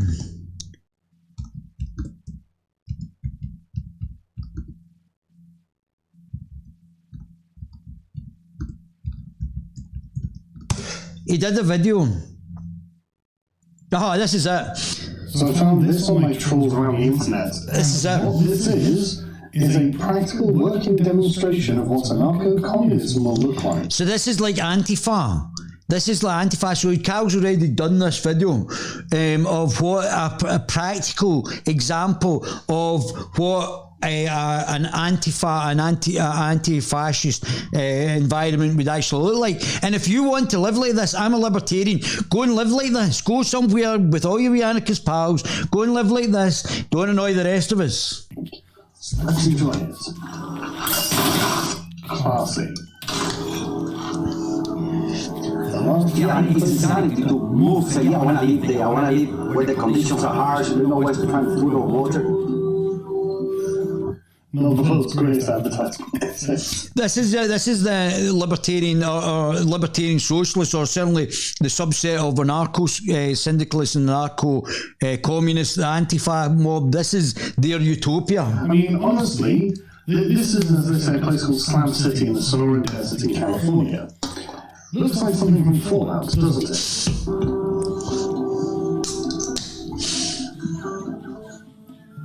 You could, potentially get shot here. By a super mutant, presumably. What happens? This is the anarchy. Burn other people's houses down. Just like the Antifa are doing in Portland. They just burn other people's houses down. How great! With no police as well, obviously. So you can just go in and burn somebody else's and shoot them. No police, obviously. So this is what you'd have to get some sort of self-protection to be able to defend yourself with some random idiot going to go and burn down your house. No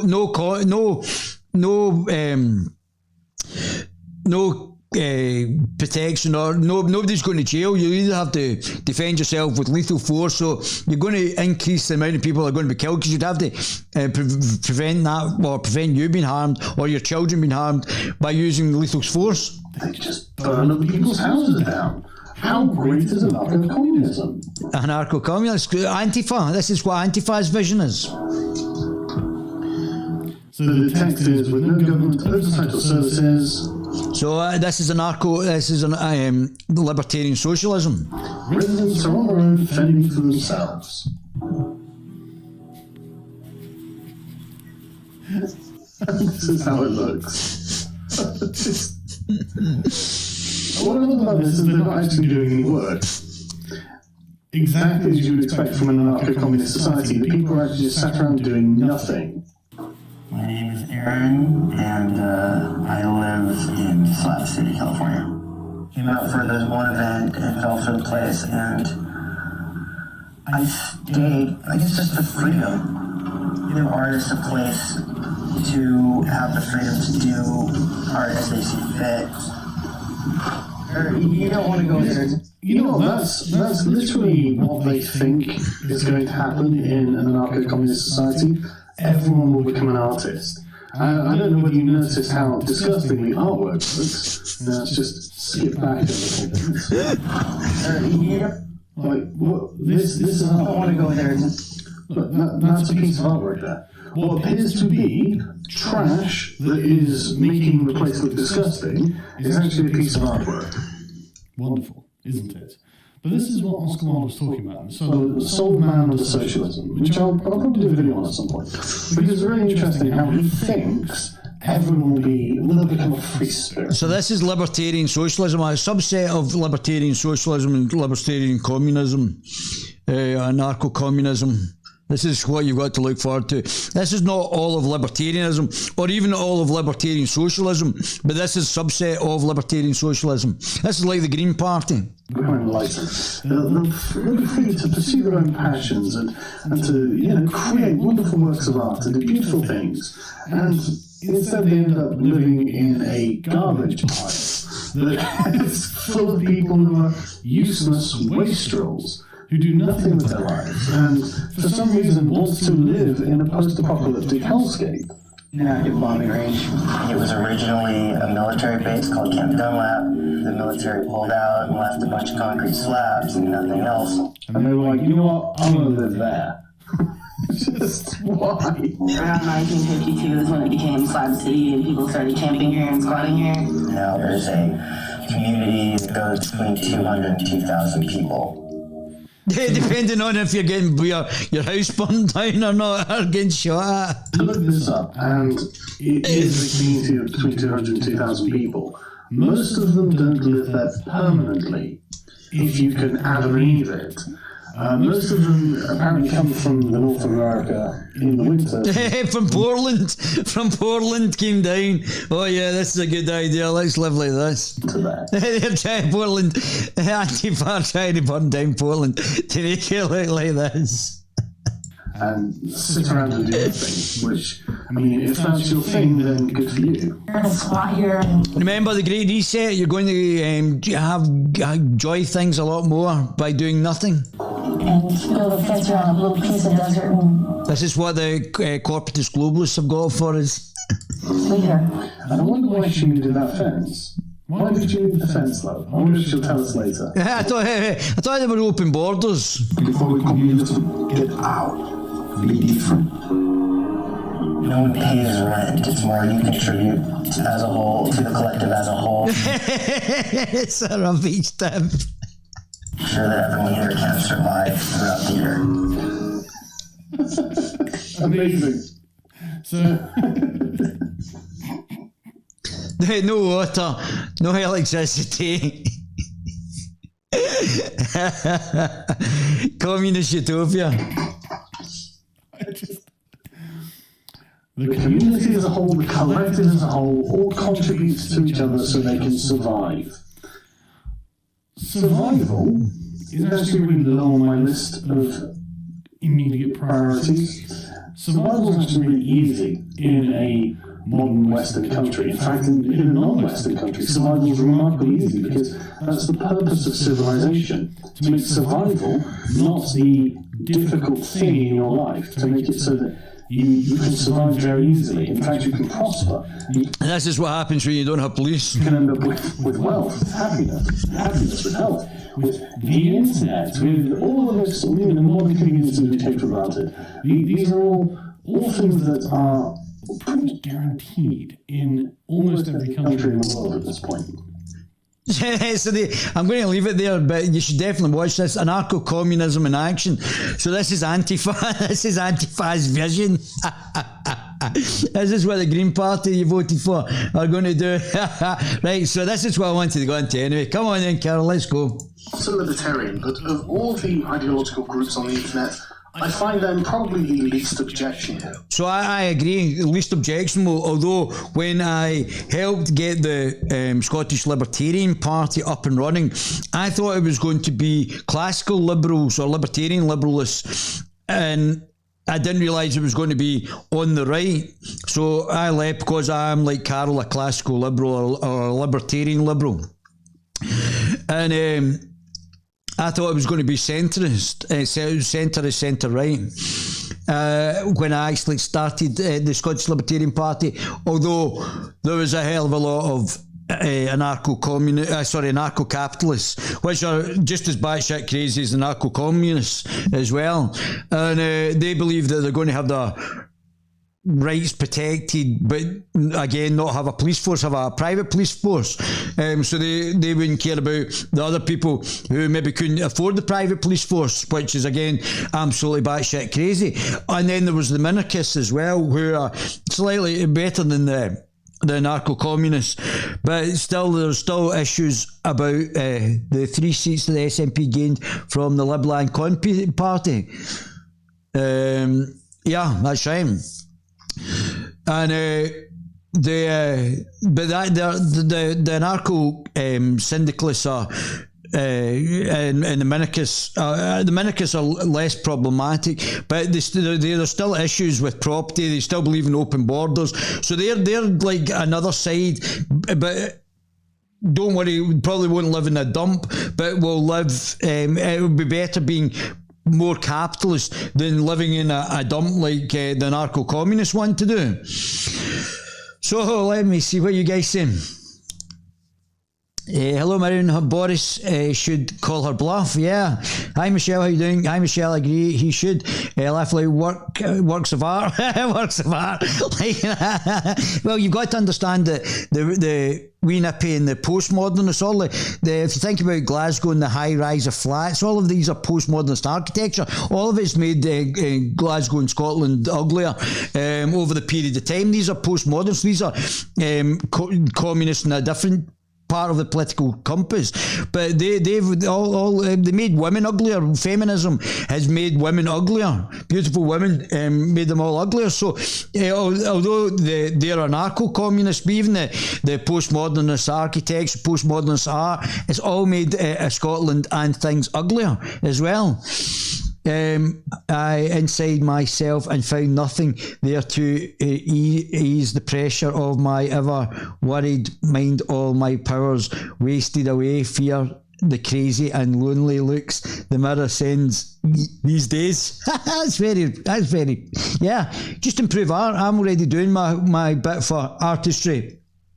I do drawings, and I'm trying to improve, and obviously helping you guys as well with the politics side of it. So let's go. Come on, Carl, let's have it.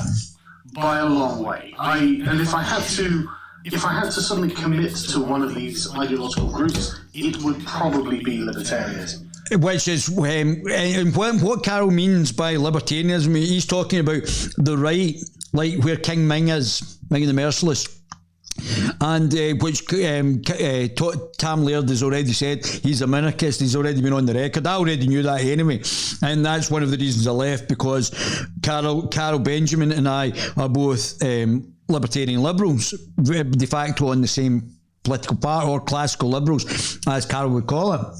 But I would still vote for, and as I told you, I would still vote for Tam and the guys to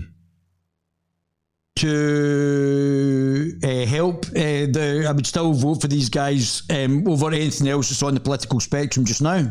So I'm really not doing this to be confrontational, and I'll be reading the comments, of course. And so if Libertarians have any questions for my responses, I'm more than happy to answer them. So this is the point. Carol is a libertarian. De facto, I've just showed you that Carol is a libertarian from his own political compass.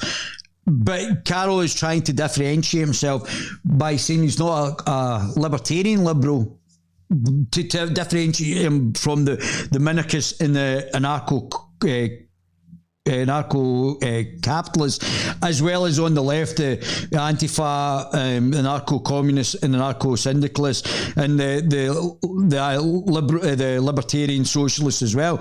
But Carol is a libertarian liberal. That's what Carol is, just the same as me, a centrist libertarian liberal, or classical liberal, which I think he wants to differentiate. But it's very difficult for your average man and woman in the street who doesn't know that much about politics to understand the classical liberalism and libertarian liberalism is different from the authoritarian liberalism or neoliberalism of the liberal Democrats, the social Democrats like Keir Starmer, or the Christian Democrats, the authoritarian authoritarian liberalism, or neoliberalism. So people are not that. I understand what he's saying to me, but other people, your average man and woman in the street who doesn't understand politics to the nth degree, doesn't understand that we are liberals, but it's not left and right, because the political understanding of even journalists only know in a left-right dichotomy. This is about authoritarianism versus libertarianism. This is not a left or right issue. This is about people who believe in individual rights and the empowerment of the individual over the people who, like Bojo and all that, have locked us down, like wee Nippy, have locked us in the houses for a year, who are actual authoritarians. So it's not left or right, left versus right, it's authoritarianism versus libertarianism. Hey, statists. Okay, so statist is definitely the first thing on. So a statist just means you believe in the government rather than no government. Carl and I both believe in the government, but we are libertarians. The anarcho-capitalists on the right-hand side of the political compass and the anarcho-communists and syndicalists don't believe in government, although they are libertarian as well. So the fact you're libertarian doesn't mean you don't believe in the government. It depends on what part of the political compass you are. Want to address. There is no such thing as statist. No. But what they mean by statist is, and this is more the anarcho-capitalists actually talking, that you believe in a state. Even the minarchists believe in some sort of state, which are centre right of the bottom right of the libertarian part of the political compass. No one identifies as a statist. So saying, hey, statists, means you're not addressing anyone. I mean, a statist could literally be anyone who isn't a libertarian. The thing is, you're not... No, it's not even... That's incorrect. A statist is somebody who believes in a government. And certain libertarians from across the perspective believe in a government, whether it be the minarchists. Even the minarchists believe in some form of government. So parts of the libertarian movement don't believe in a government, parts of it do. So it's not as clear cut as that. Really targeting anyone with that. You're just targeting non-libertarians at large. No, he's targeting non-anarchists who believe, even the minarchists believe in some level of state, whether it be to actually police, judges, etc., that they believe in some level of state. So it's only parts, Carol, of that. So this is why I wanted to take it up. This is not perfect political analysis, but it's the only one I could really, one of the few that I could find even marginal fault with what your political analysis was. I mean, you could be talking communists, fascists, conservatives. But they're all on the authoritarian side. So obviously the authoritarians believe in the state and they want to concentrate the power in a small number of people who are in the state. Whereas I would actually support government by referendum, and that's similar to... Nigel actually had the idea, and Switzerland obviously promotes the idea where you empower the individual, not the state. Liberals, you could literally just say, hey, non-libertarians, No, I think you could say no, because some libertarians, especially as being centrist libertarians, believe in the state. We believe in some form of redistribution of wealth as well. So it's not, I would say that's incorrect. So it's parts of the greater libertarian movement. You've got to understand that everybody under the authoritarian, who is not an authoritarian, is a libertarian, but not every libertarian believes that there shouldn't be a state or the scale of the state. So obviously, as being centrist, we believe in a larger state than the minarchists would. So that's incorrect, Carol. Statists. I find it really bizarre that a movement that is so deeply individualist would collectivise literally everyone else as well. That is just a bizarre thing for me to see. And I don't really know how to answer it.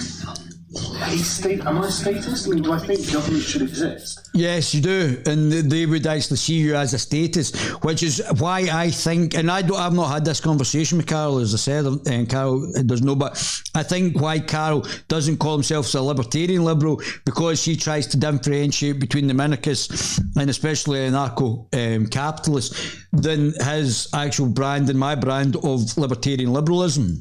Well, yes, I think government should exist. Am I in favour of government? Well, not really. To me, government seems to be a necessary evil to enforce the social contract. And I understand. Well, we've already seen what a lack of government does from his other video about the anarcho-communists. What you guys saying?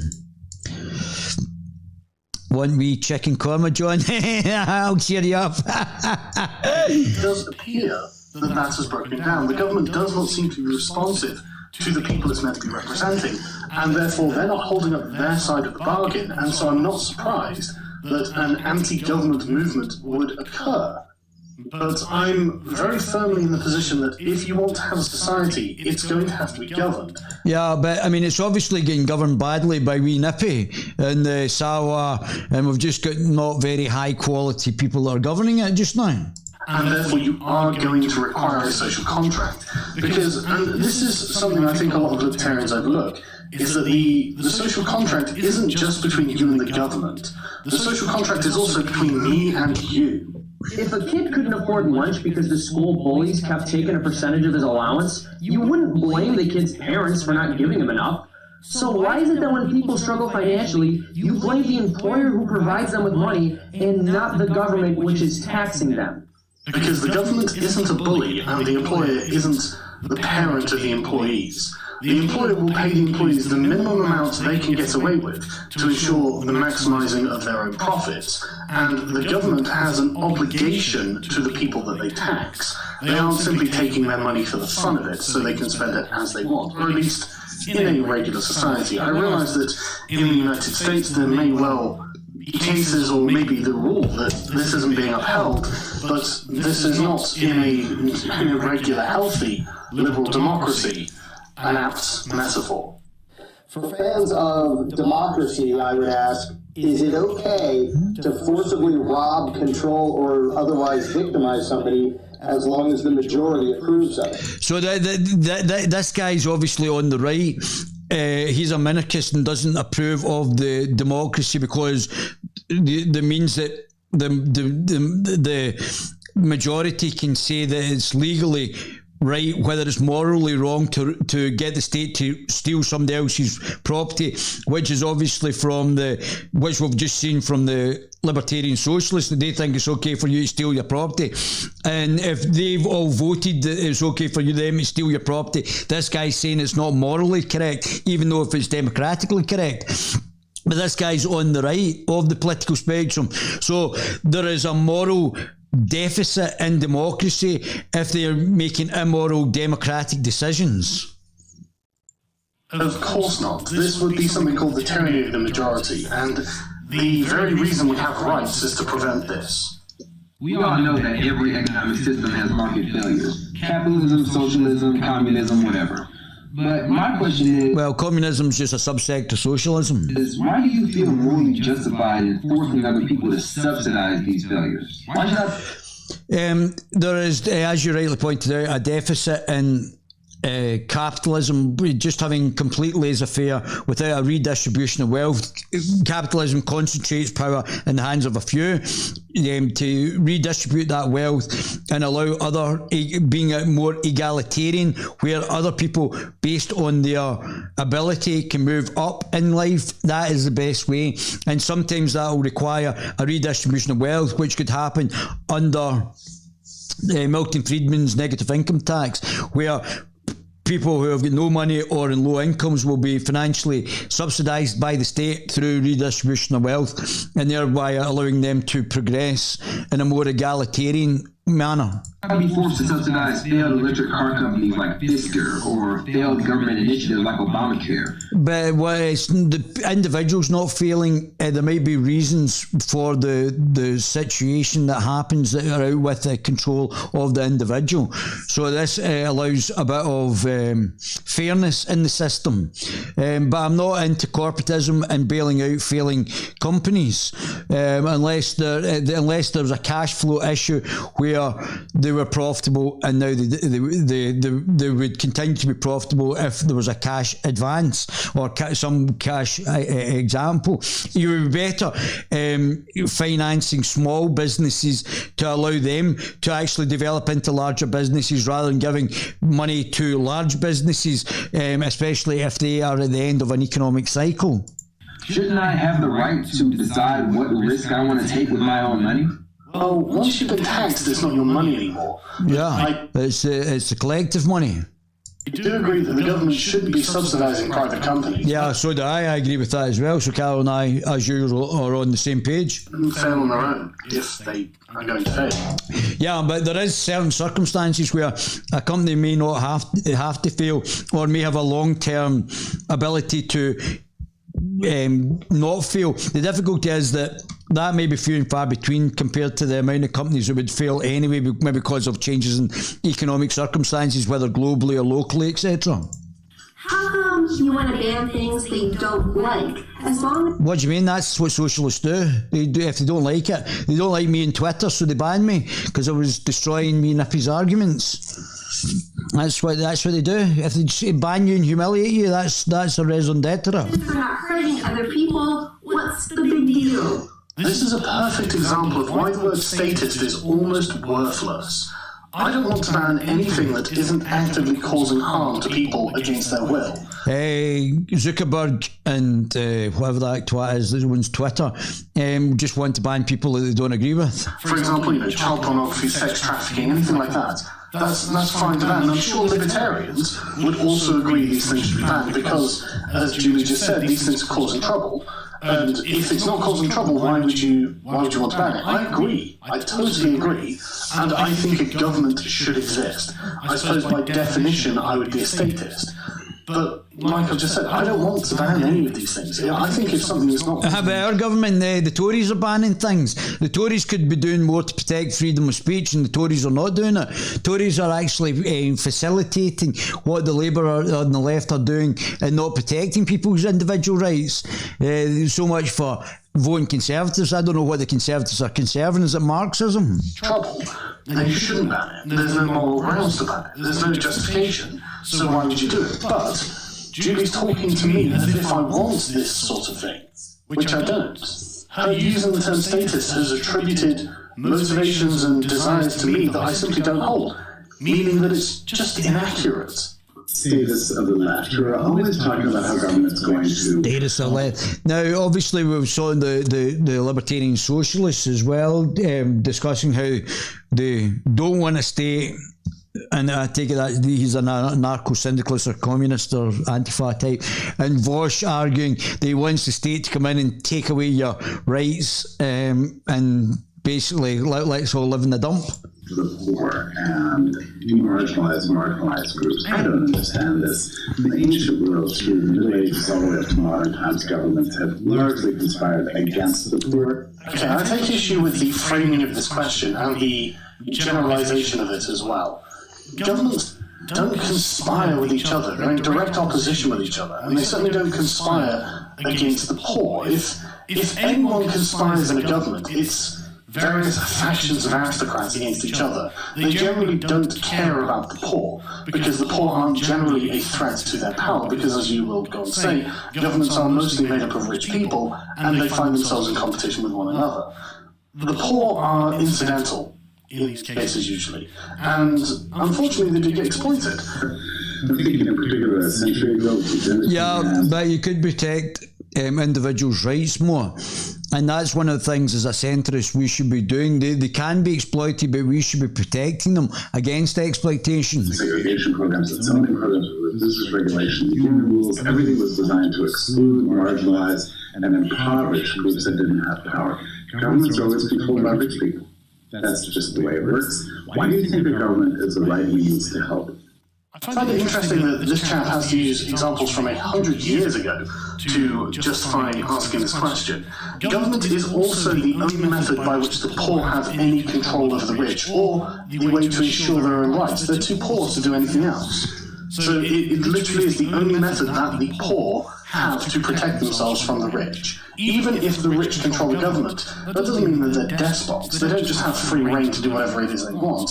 And the poor, as Brexit and Trump are demonstrating, can and do make themselves heard. It's just for a very long time they haven't needed to, because the situation has been that bad. However, it is that bad now, and, well, the governments are going to have to start listening. Unless, of course, you think that they should be rioting in the streets, which I think is a negative for everyone. I don't see the benefits from riots. I think that a responsible government that upholds the social contract rather than abuses it is a good idea, and I think that's probably where we'll end up after a few revolutions. Makes no sense to me. So I punched this comic face in and said, how do you like those marks? Ludwig von Mises, the Mises Institute is very interesting. You should definitely have a look at that as well. Oh, we're recording. Does my help okay? Big Dicko. Can you claim on one hand to be anti-guns, yet on the other hand, you want the state to take guns away at gunpoint? I'm not failure for the term statist, I'm afraid, because I'm not really anti-gun, but I'm not really pro-gun either, so it's a bit by the by. But yes, the state has to have a monopoly on force to be able to enforce its laws. If there were other power-wielding entities within a state that were refusing, for example, to obey the laws that were agreed upon by our democratically elected leaders, then we could find ourselves in a position where I'm having my rights violated and you are violating a law, and the government does not have the power to enforce the law over you. This is obviously an unacceptable position. I'm sure you'd agree for me and for you, because I would be able to do the same thing for you. Basically, you want to regress us back to a state of brute savagery, where you would end up with basically northern Mexico. It's not a good idea. It just ends in bloodshed and savagery, and is entirely not conducive to a peaceful life, which is, I'm sure, what libertarians ultimately are desiring to lead. It seems to be that there are many American libertarians who think that being able to own a gun is them challenging the government's monopoly on force. It's not. It's them being able to form a well-regulated militia to ensure the government doesn't turn into a despotic tyranny. It's not the same thing. Yeah, and we don't have that right. If something bad happened, if we were invaded, we don't have any arms to actually protect ourselves. Or if our own government became a tyranny, like wee nippy. Government has slaughtered 200. So anarcho-ball is the anarcho-capitalists. So they would literally be the far right. 50 million of its own. But far right, not in the way that they're actually, what the media are actually talking about. These are far right libertarians. People in acts of democide. How can you trust such a beast to rule over you? And as some of you argue for, to be disarmed to. Governments are not monolithic entities, and the concept of government is neither a monolithic entity nor something you can just point to and say, government did this. This is basically the most absurd question I've ever heard. The thing is, and unfortunately, there's a lot of, like the libertarian left, the libertarian right, it also has a lot of contradictions in its political ideology that are not ideologically consistent. It does come from a position that isn't entirely legitimate, though. One, for instance, is having open borders but one to protect individual property rights. One is not having a police force but having local security forces, yet have individual property rights. What happens if you go away on holiday and you don't have an individual security force? What would stop the libertarian socialists just coming in and taking all your stuff? I mean, some of this stuff is very ill thought of. Yes, government is, like the previous question, demonstrated the monopoly on force, and so, yes, it needs to be checked and justified at all turns. I mean, there should never be a situation where we simply give people in the government the benefit of the doubt. Yeah, like wee Nippy. What are you guys saying? Kiki D was famous in the 1970s. I'm Marion, she's a long, get a woman dressed in black. Who is Kiki D? Kiki D. Make some song more Scottishy. Please don't, I'll catch up. Right. Then don't break my heart. Don't go breaking my heart. Do you not know who Kiki D is? Let's see Kiki D.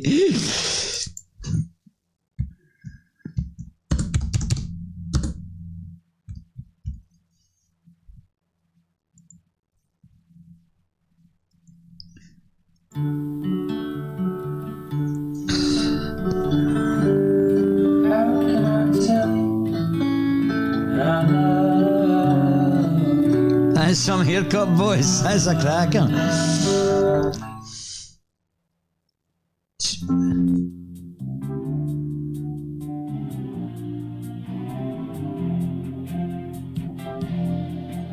I need to stop this because it's they're going to give me a copyright strike. That's some outfit.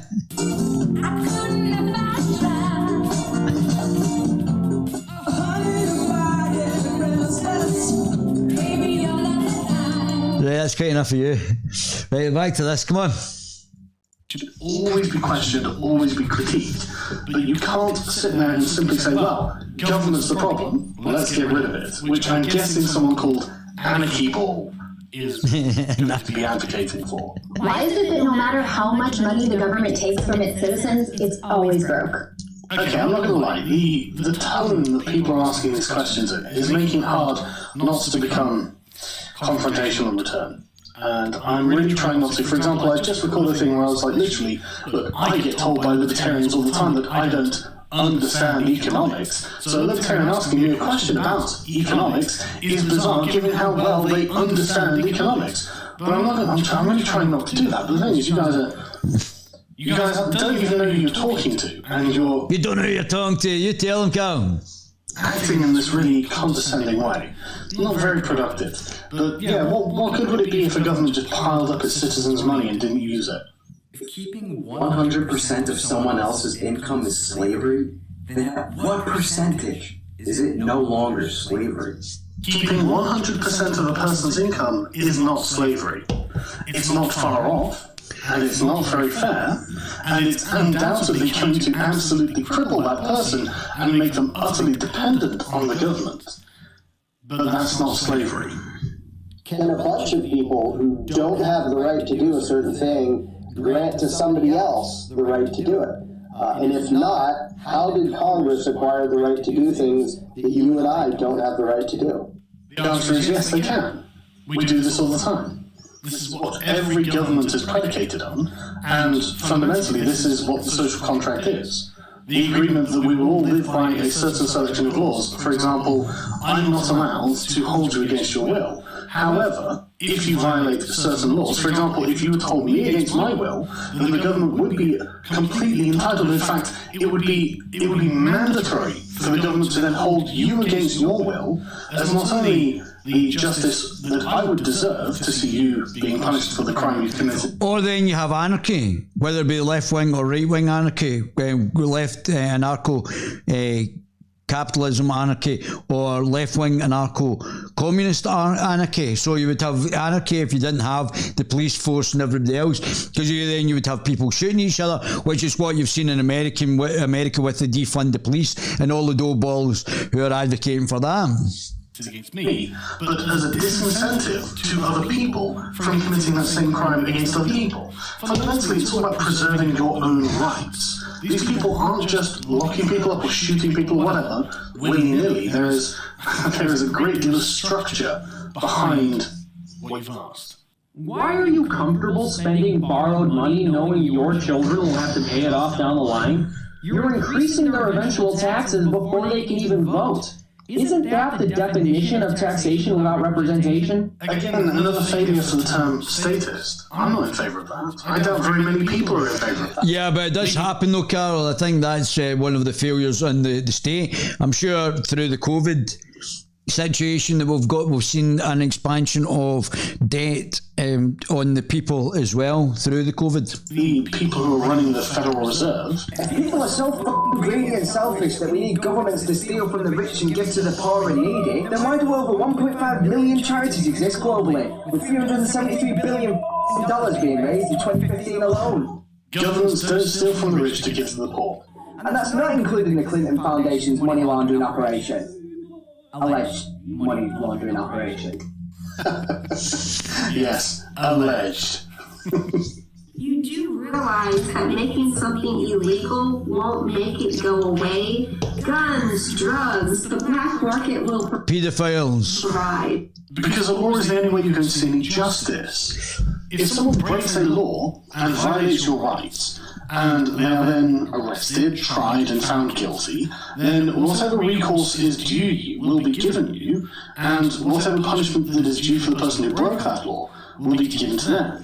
But if you don't have that, then you have to have street justice, where you would either have to defend yourself immediately from the situation you're in, because there wouldn't be any other justice, or you would have to have revenge justice, where there is no police, there is no courts to actually then put people through the criminal process. So you would then either just be a victim, or you would actually have to then physically defend yourself in the situation, or you would have to then go out and try and enact some revenge as justice, which may not be maybe more extreme and may exacerbate the situation rather than actually having a legal process to go through.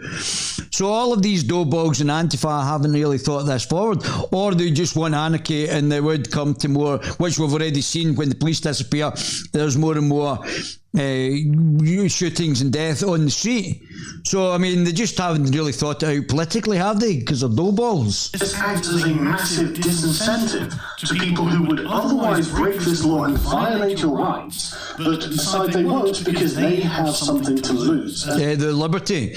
But if it was in the narco-capitalist or narco-syndicalist, it could be their life for something that could be petty and could have been solved through a legal process, through police and the court system, and obviously imprisonment.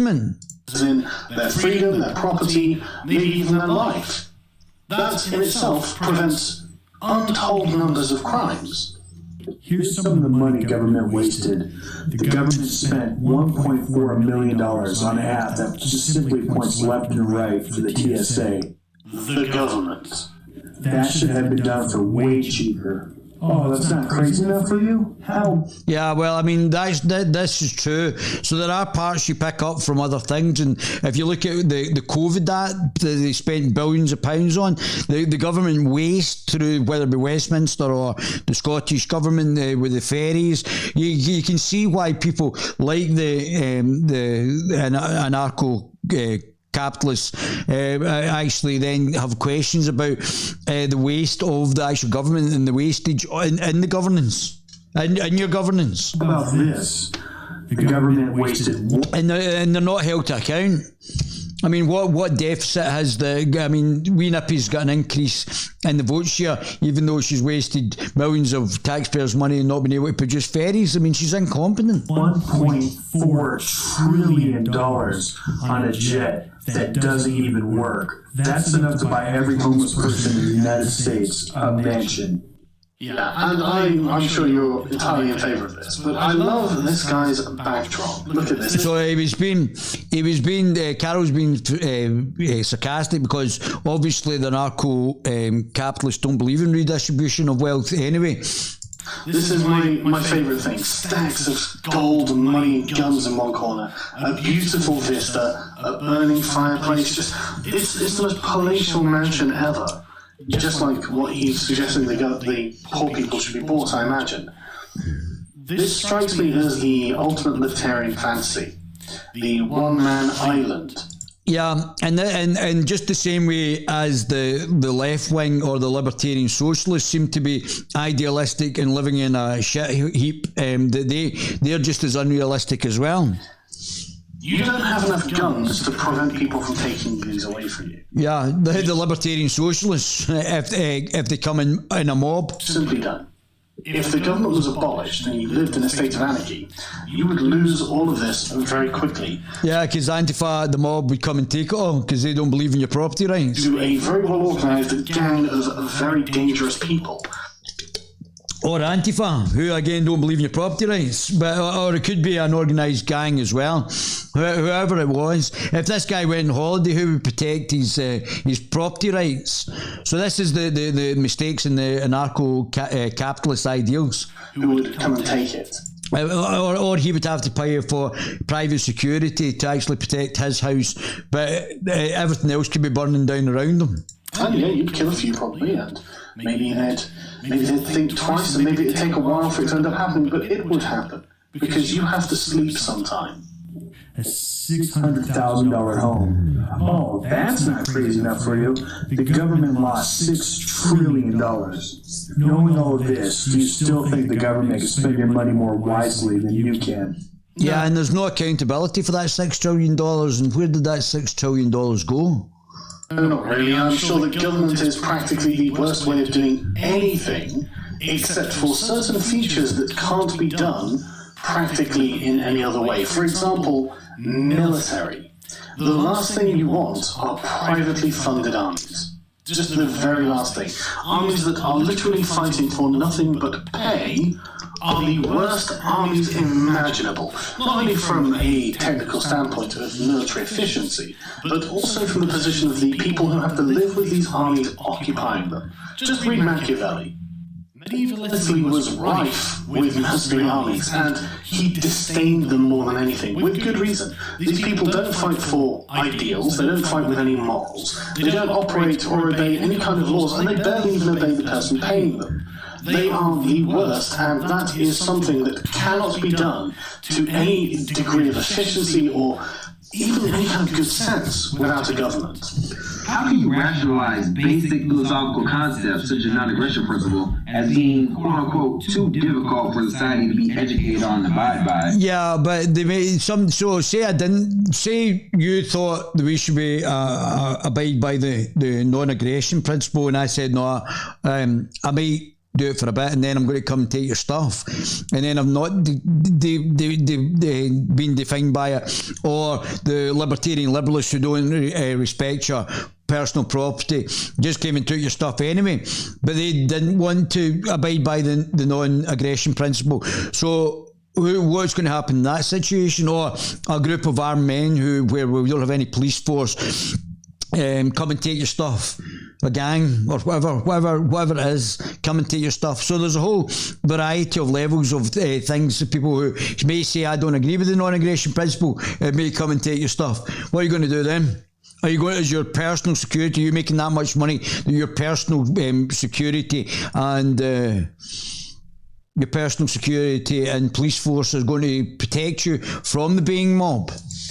Yet believe that hundreds of thousands of pages of federal and state regulations, clauses, case files, and amendments are somehow easier. Personally, I don't subscribe to the non-aggression principle.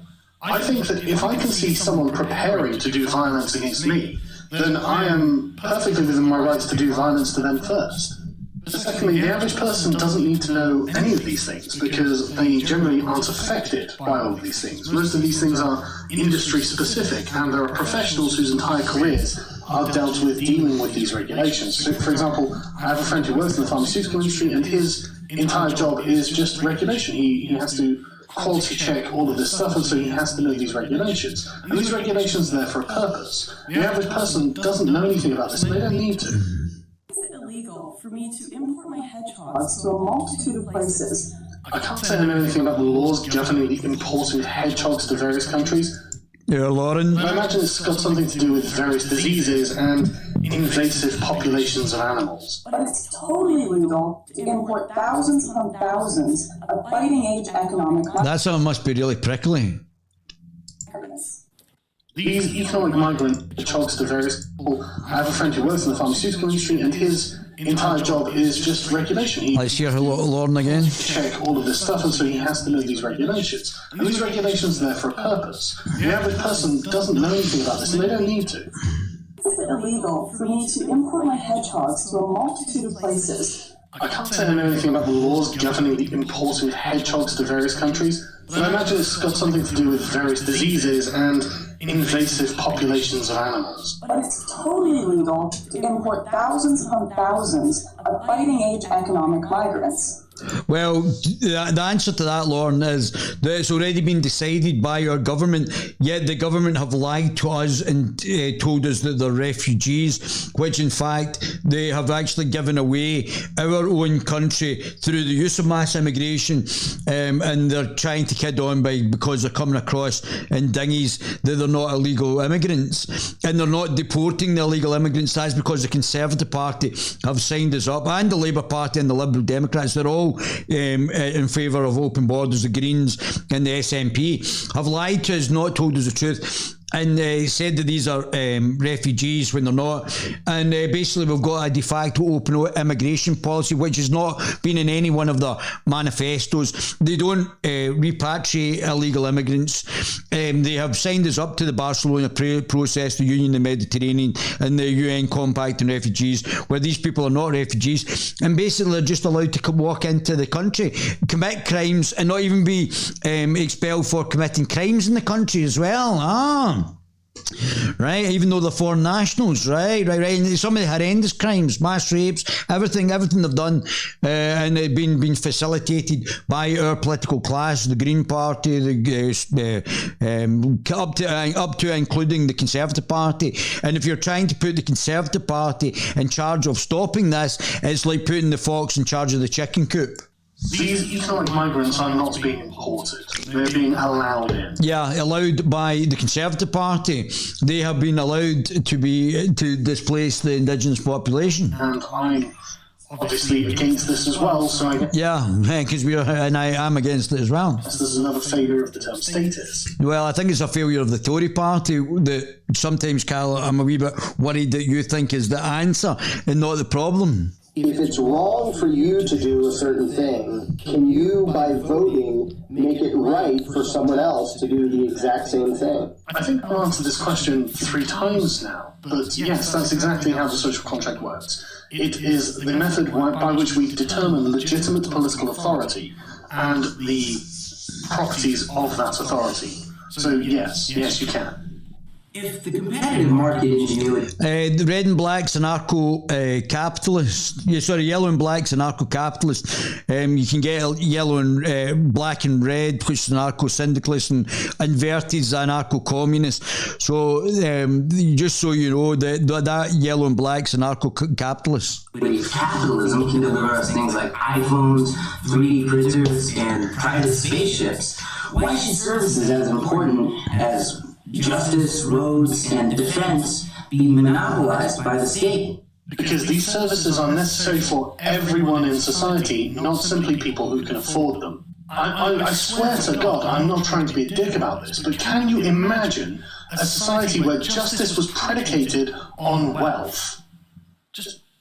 Well, we have got that up to a point just now. The poorest can't actually get justice because of poverty. So we do have that slightly just now. I think that has to be changed, and we have to have a change in our justice system. Honestly, come on. And military again. Just... Lightweight status. When you're opposing gun laws, you argue the government shouldn't be so powerful that it can disarm the populace. So why when it comes to drug laws, you argue the government should be so powerful that it can tell people what they can put into their own bodies? The fact that you needed to distinguish between right-wing status and other status just, again, goes to show the failure of the term statist. And as I'm not a right-wing statist, I can't answer this because I'm not in favour of drug laws in general. I don't think that drugs should be criminalised. And because he's a libertarian, because Carol is a libertarian. Don't see the point of them. They don't work. Prohibition on drugs has never worked. So I can't answer this one, I'm afraid. Yeah, so Carol's a libertarian as well, and ideologically that's correct. It's consistent. The state should not be deciding what you should and shouldn't put in your own body. And to say this of the right, claim you oppose socialism and don't see government as the answer, and yet invariably use. Well, the government is not all good and all bad. The government depends on who the people in the government are. Like wee Nippy's not very good, so she's not very competent. Celebrating the cops, the first responders, and the fire departments, and the jails, war, all big public sector programs. It's a kind of the socialism that you love. Why do you think that that's going to work better than the private sector? Honestly, I'm baffled that I have to answer this question. Private police forces, military, laws, and prisons are all very bad things, especially if all combined together. I mean, what are you guys saying? What time is it? 8:30. I'm meant to be doing another stream at 9. Let's change this. Let's change this. Oh, let's change it.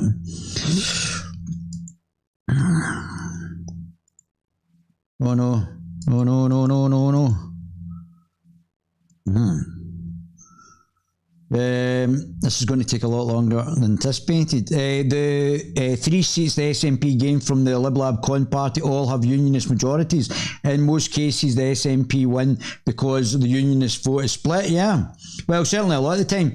What's Georgie Porgy saying? I'm a big fan of your show, Gigi. Great debate, great. And I'm Scottish. I'm very passionate about what's happening there, you know. I had a great mom. She was Scottish, Mary McLeod. She taught me. That's Lewis McLeod. Does Spitting Image. Fantastic, lovely fella. Before. What's Georgie Porgy saying?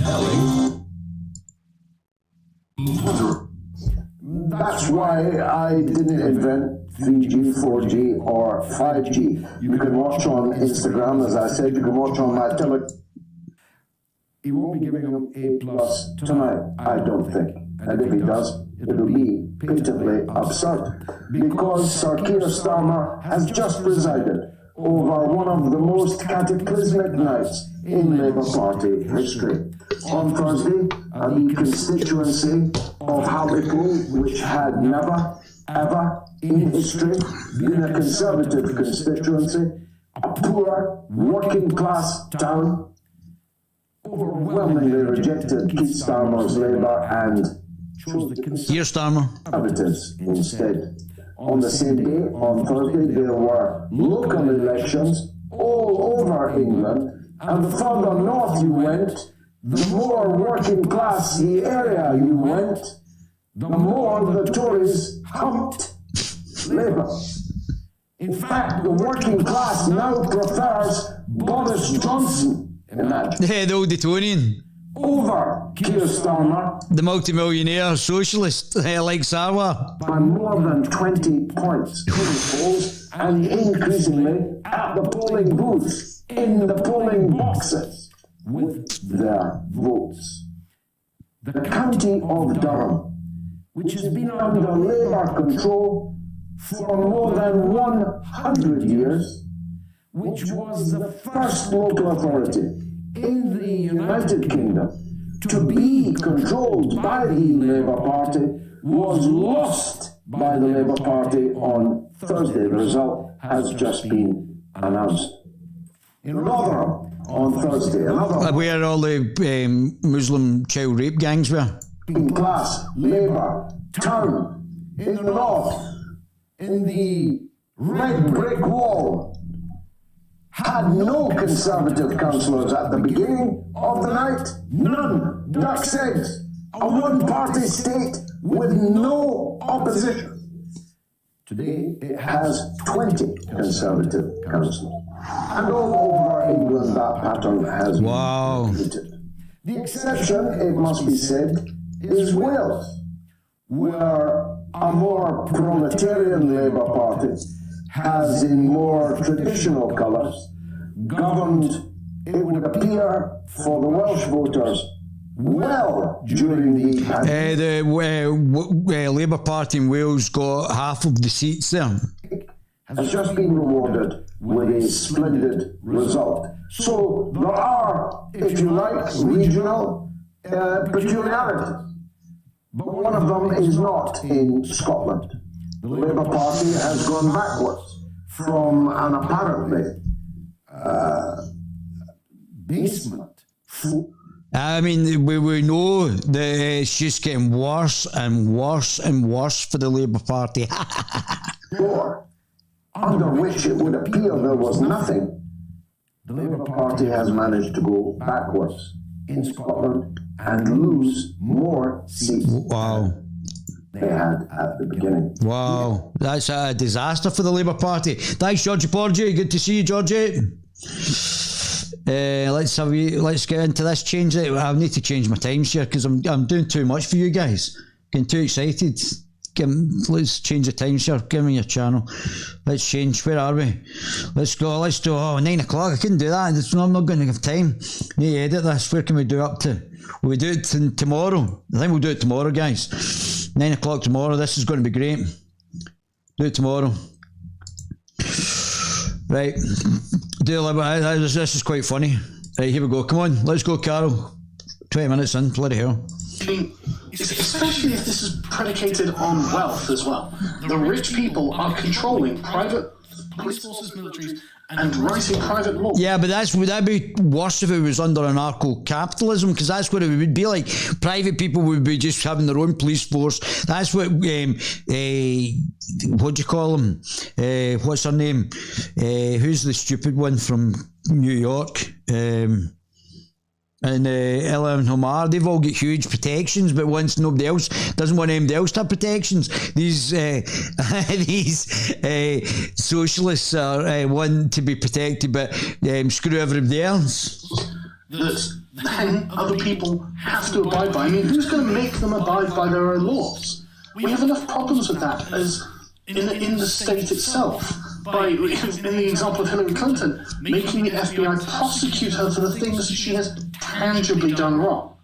In a system where literally everyone has to abide by the same laws, we're having a problem making everyone abide by the same laws because of certain factors and privileges that some of them have. And you think that's going to be less of a problem in a system that would specifically incentivize it? If people are elected good, what is the need for government? And if people are elected evil, what is to stop them using government to cause evil to one another? People, evil is an abstract concept. People may be good at a specific point of time and may be bad at other points. They may be in a situation. There's a whole bunch of variables that may actually happen in an individual's life. And would it not be better that their influence be limited to that which they can achieve voluntarily, rather than to give them the added benefit of legitimised force? Well, legitimised force could be in the protection of an individual, just like we saw that girl trying to stab the other girl, and the police officer who's a hero protecting her, protecting the girl in the pink.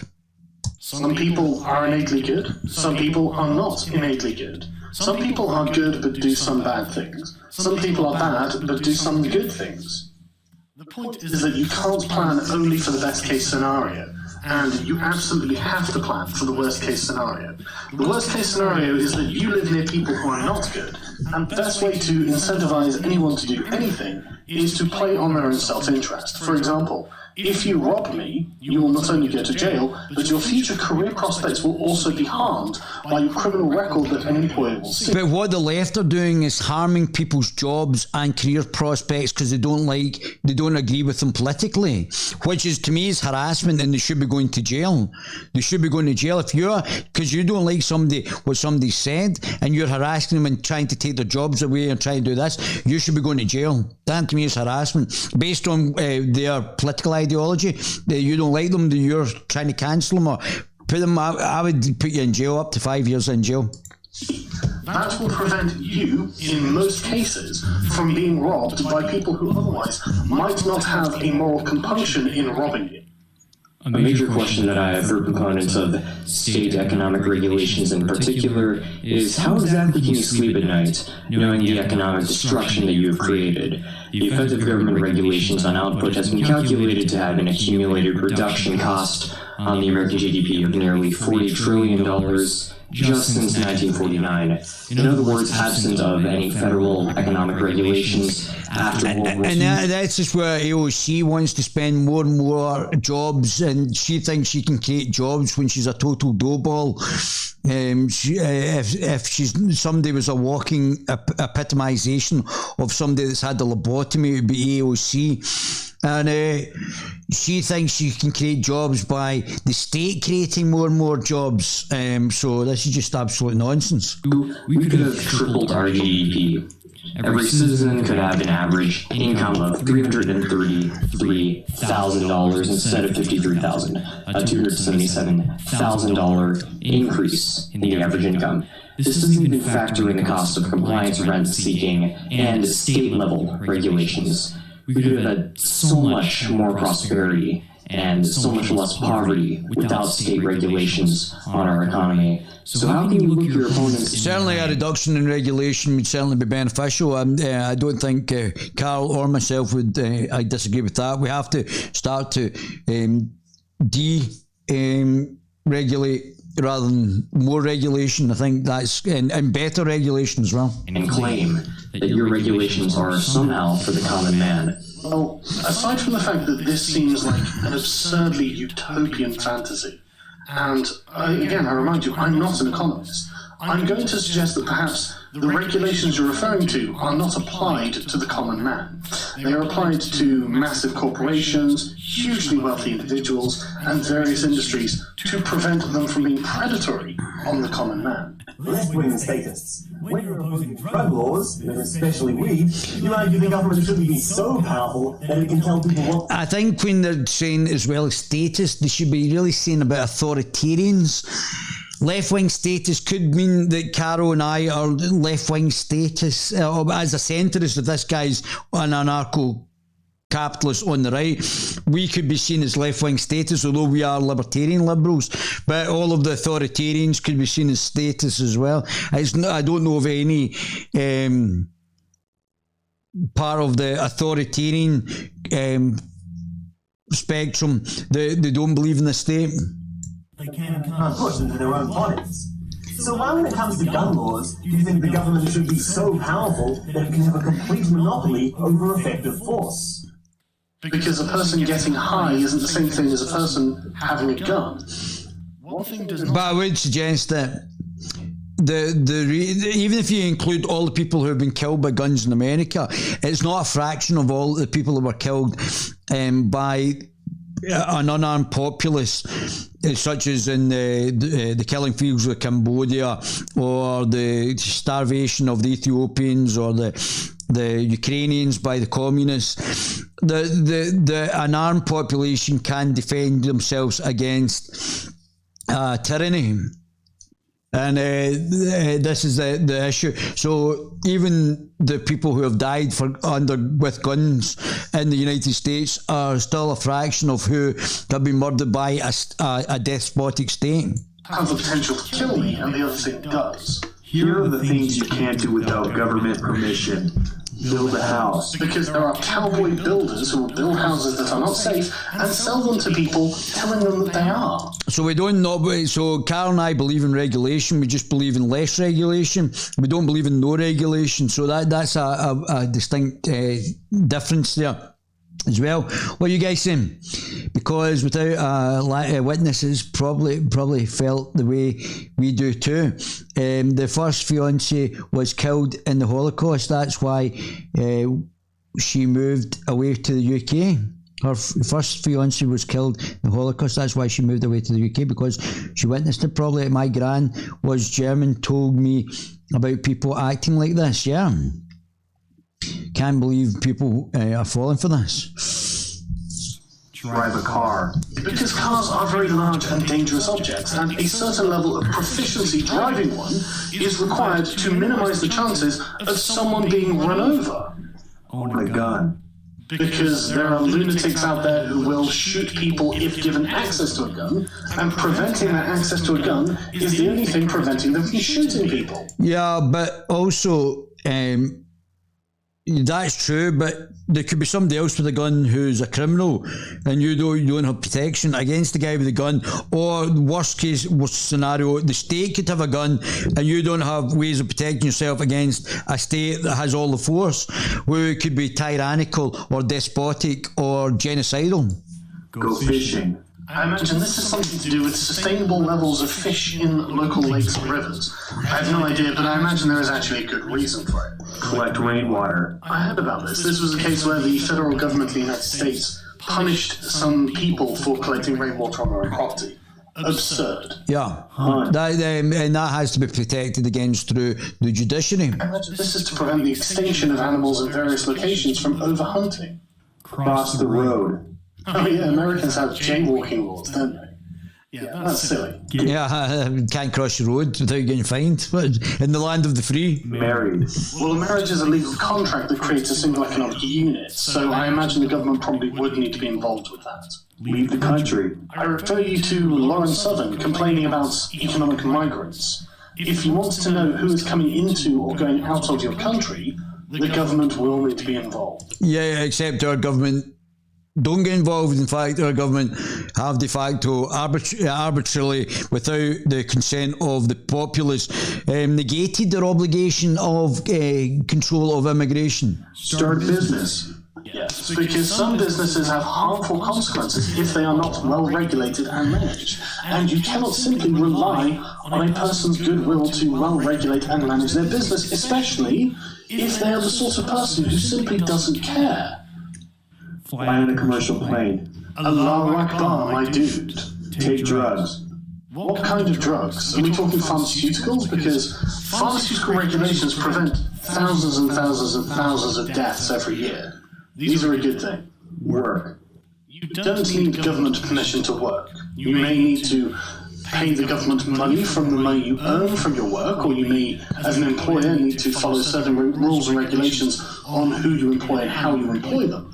But you actually do not need government permission to work, unless there's something that I'm missing, but then you didn't specify, so let's carry on. So I left the Scottish Libertarian Party because when I helped develop the Scottish Libertarian Party, I thought, like Carol and I, it would be a libertarian liberal or classical liberal party in the centre. Obviously, with Scottish politics being so far left, I mean, we Nippy being almost a postmodernist Marxist, there's so far left in Moby in the Marxist Green Party. So we've got two alleged homosexuals in charge of the Scottish economy and Scottish who don't have a clue about economics and haven't produced any children as far as I'm aware, and we've got a declining population. To have the Scottish Libertarian Party that far right, that it's minarchist or even anarcho-capitalist, to me that was too far a stretch for the Scottish people to move to. For me, being a centrist and trying to get Scottish politics back to a libertarian centrist position would have been the optimum political position for me to actually do. That's why we will have to set up a political party of our own that actually could bring the Scottish populace back to the centre of politics. It's actually hard to think of something that doesn't require government permission.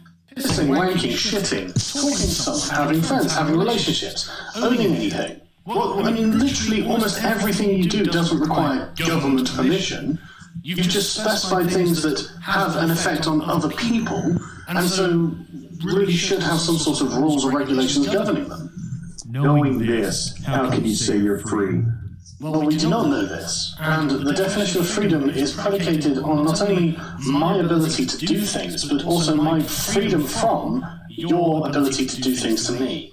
If being a democratically elected constitutional republic creates legitimate political authority, does that mean that all the things that were done by the democratically elected constitutional republics of Soviet Union, Nazi Germany, and North Korea, all those things were legitimate and justified? No.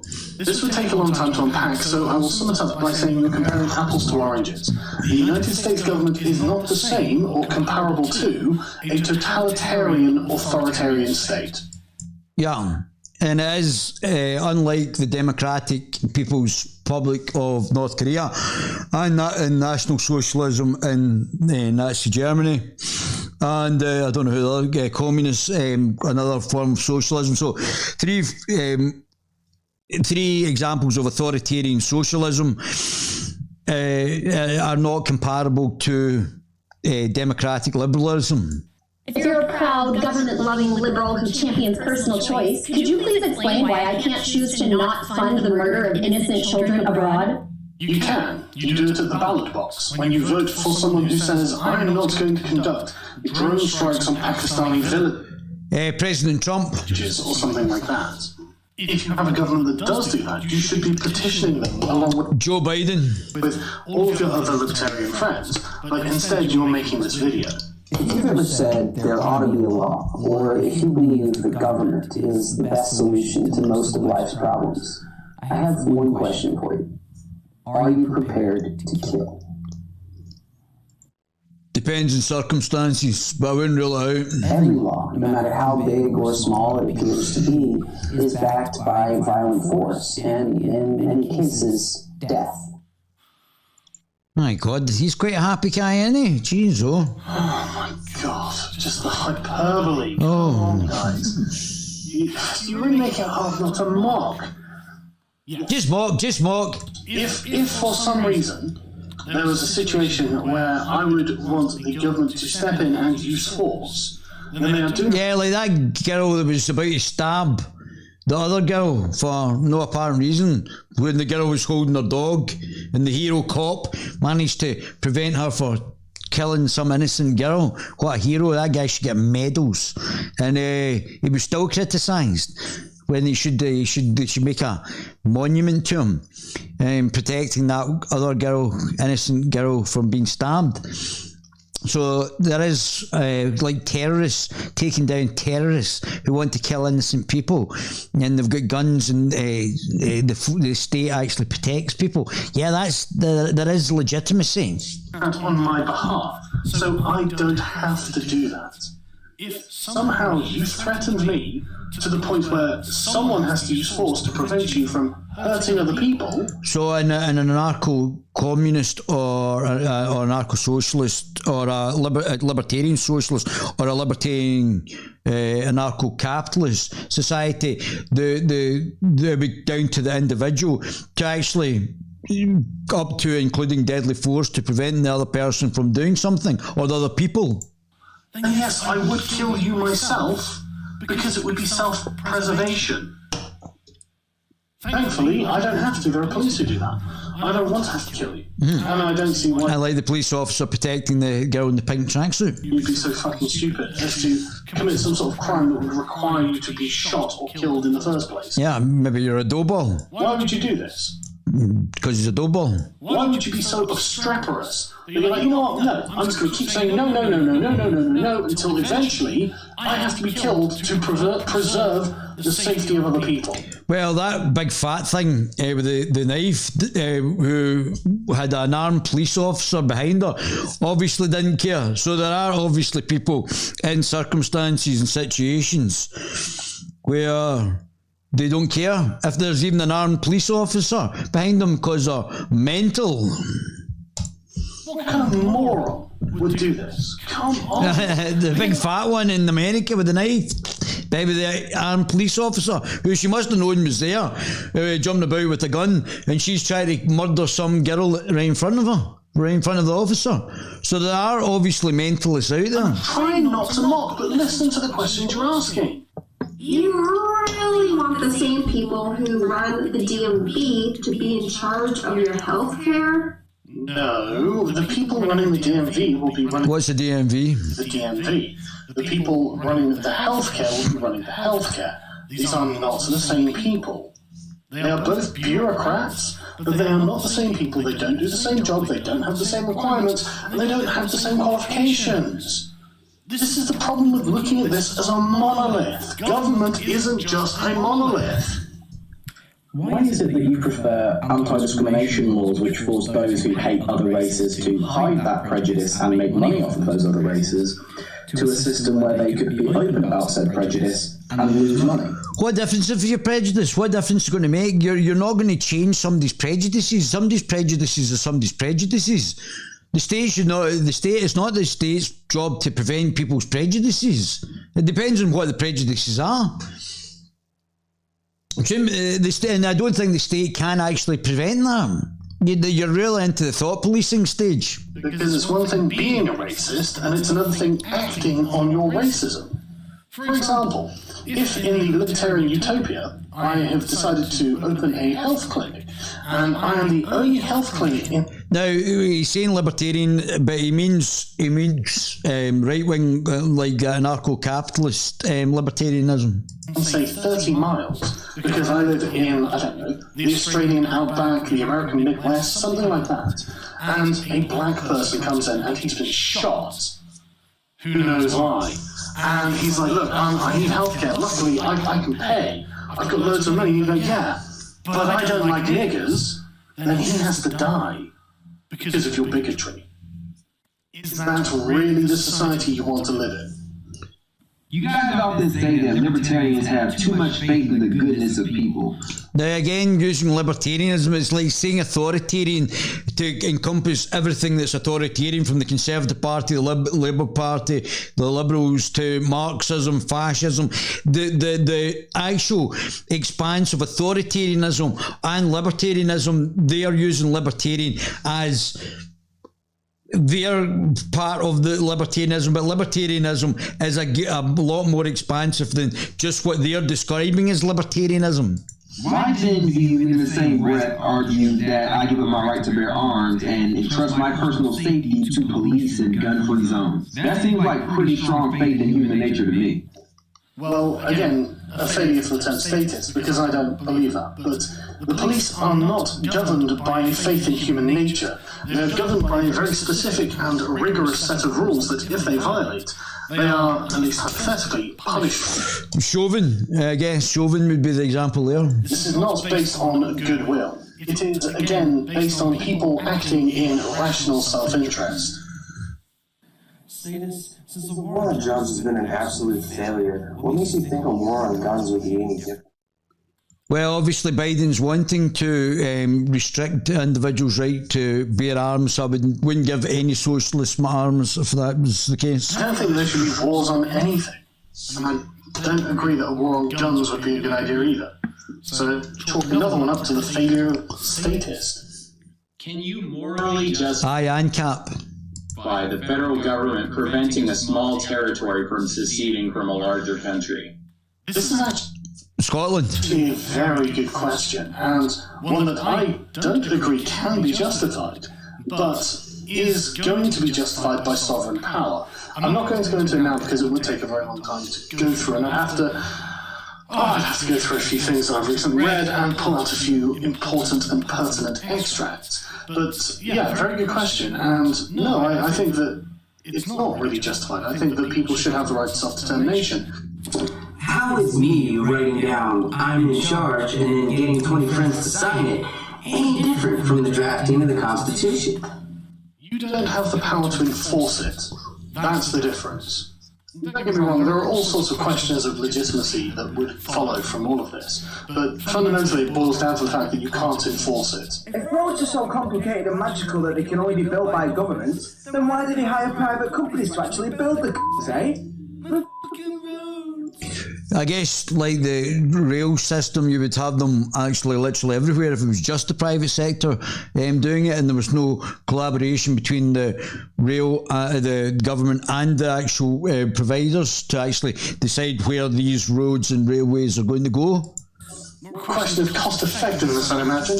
Paying a toll every time you go onto or leave a certain stretch of road is probably going to cost you more than if you pay a small amount up front and be able to use every fucking road.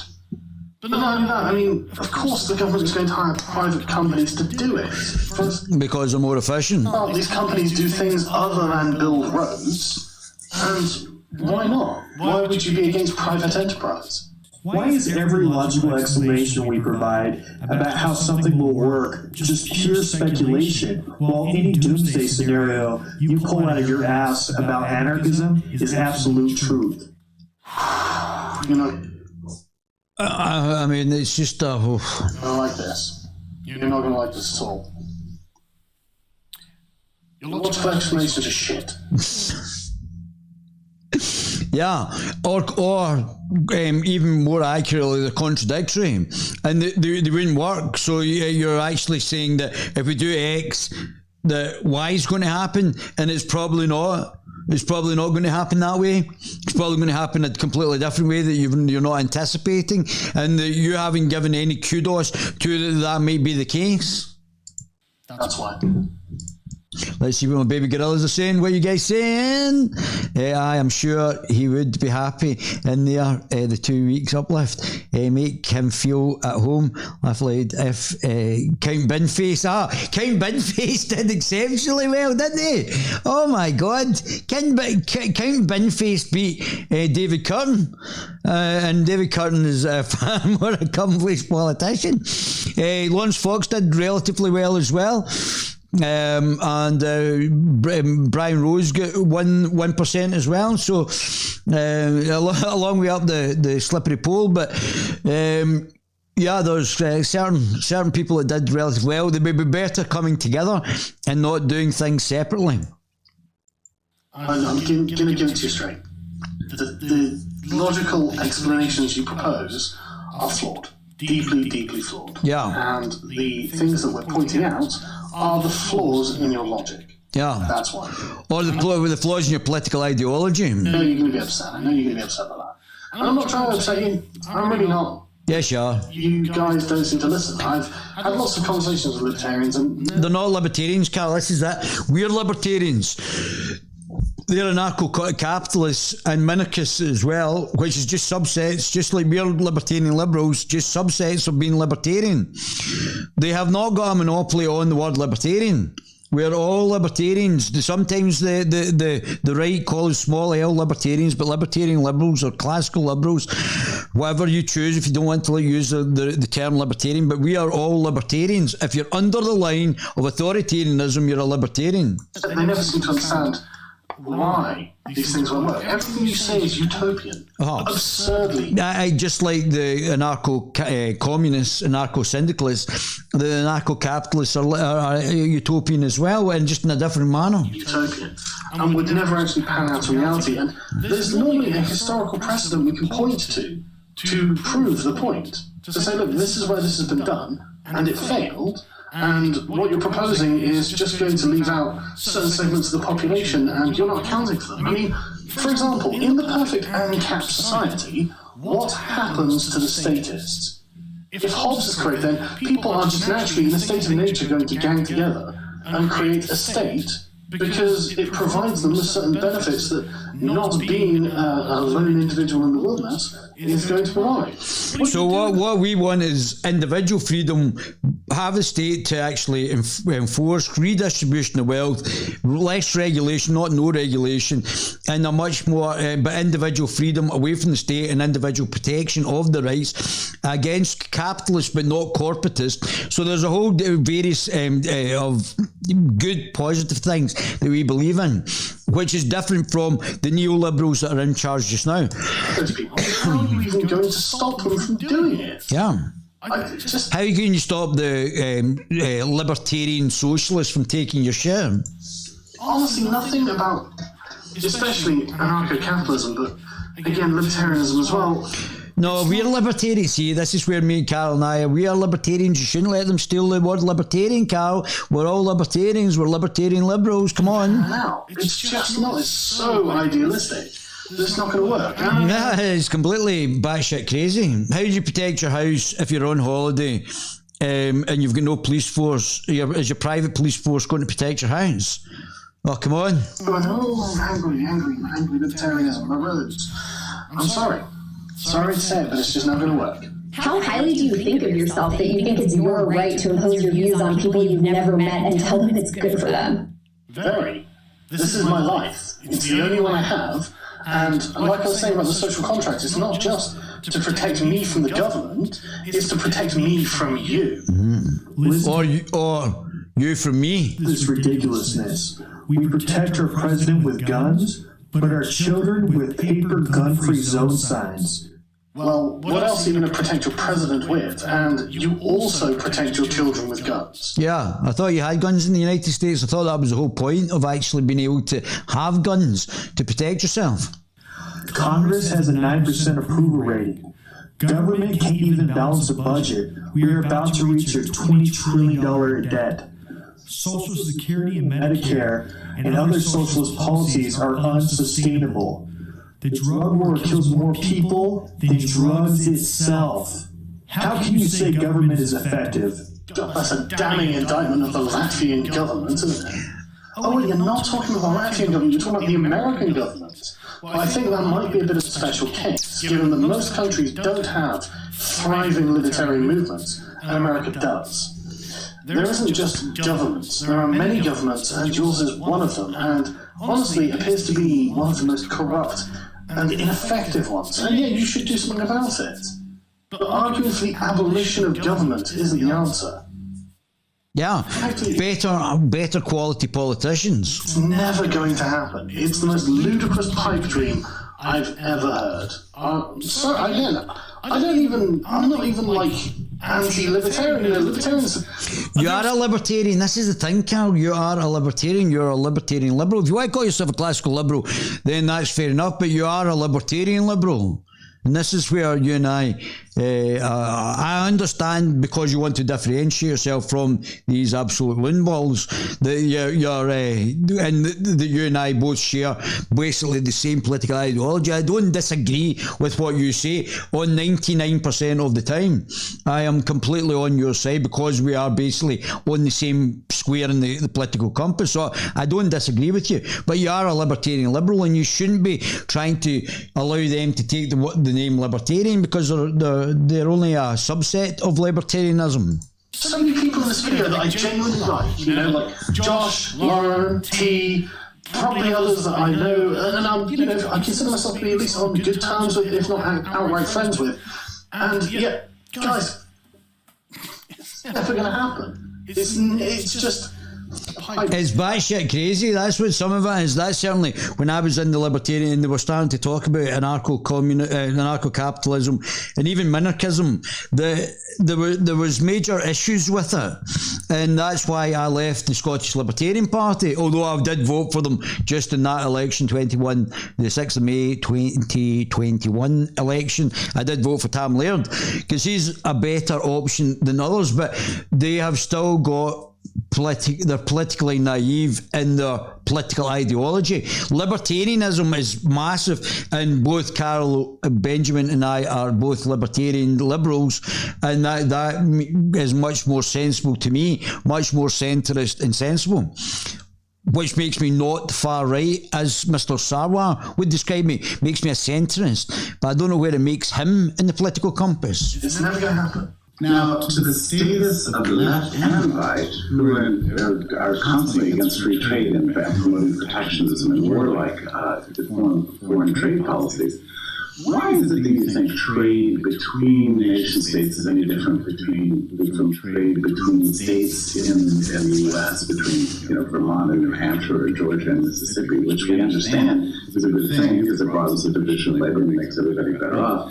Why do you not see that that's also true internationally, and why do you think a solution to this non-problem is to raise taxes on American people? Put simply, the hegemonic power of the federal government makes that the case. And you are dealing not with competing states within a single framework, but multiple different frameworks in competition with each other. The US government can ensure that all of the states are playing by the same rules, whereas the US government is incapable of ensuring that another state is playing by those very same rules. This is one of the things that Donald Trump is always going on about, with his trade deals with China and Mexico, and how you're getting killed in trade. If they want to play by different rules to undercut you or to screw you in some way, you have no recourse.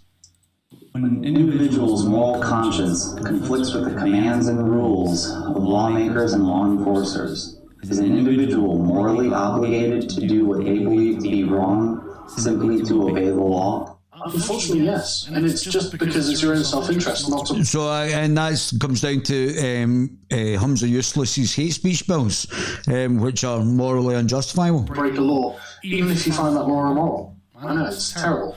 But the trick is to make sure that you have some form of control of your lawmakers, and that requires you being an active and involved populace.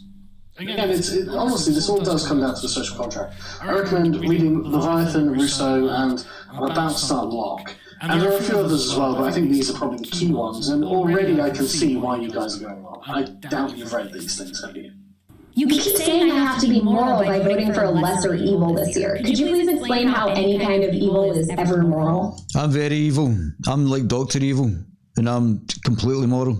I don't keep saying that, and sometimes it is. For example, it's an evil to kill someone. But if I see someone, I don't know, raping, abusing, and about to murder someone else... Like the police officer that protected that girl in the pink joggies. Killing that person may well be the moral thing to do. Yeah, that was totally moral. Indeed, it might be the only moral option. Yeah, that was the only moral option. Given my first question to right-wingers and my second to left-wingers, comparing drug rights, which half of you advocate, and gun rights, which the other half of you advocate, it seems to me that there are two possible compromises. Either we go full authoritarian and none of you get what you want, or we go full libertarian and you can both have what you want. That's not the choices.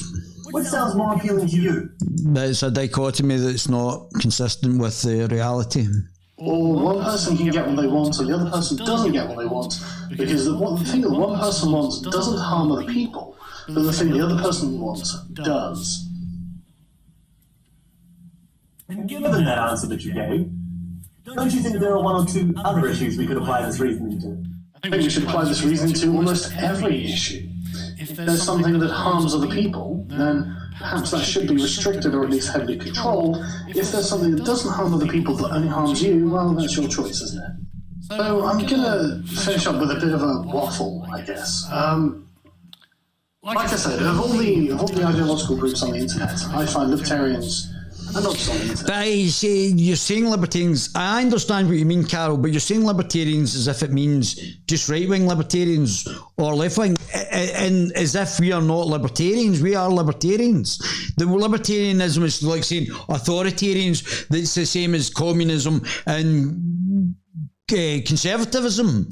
They're all authoritarian ideologies, but to say that you're not a libertarian is factually incorrect and politically incorrect, having seen your political compass.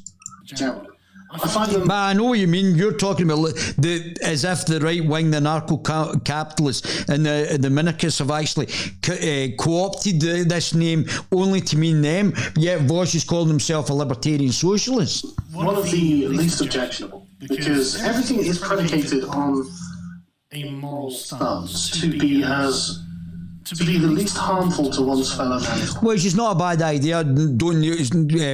Tam Laird said, don't nick your stuff, and the non-aggression principle has a moral basis. Just like I'm sure Vosh thinks he's the moral person by nicking other stuff and redistributing things. They all think that they have the moral imperative, that they know what is morally correct. Possible.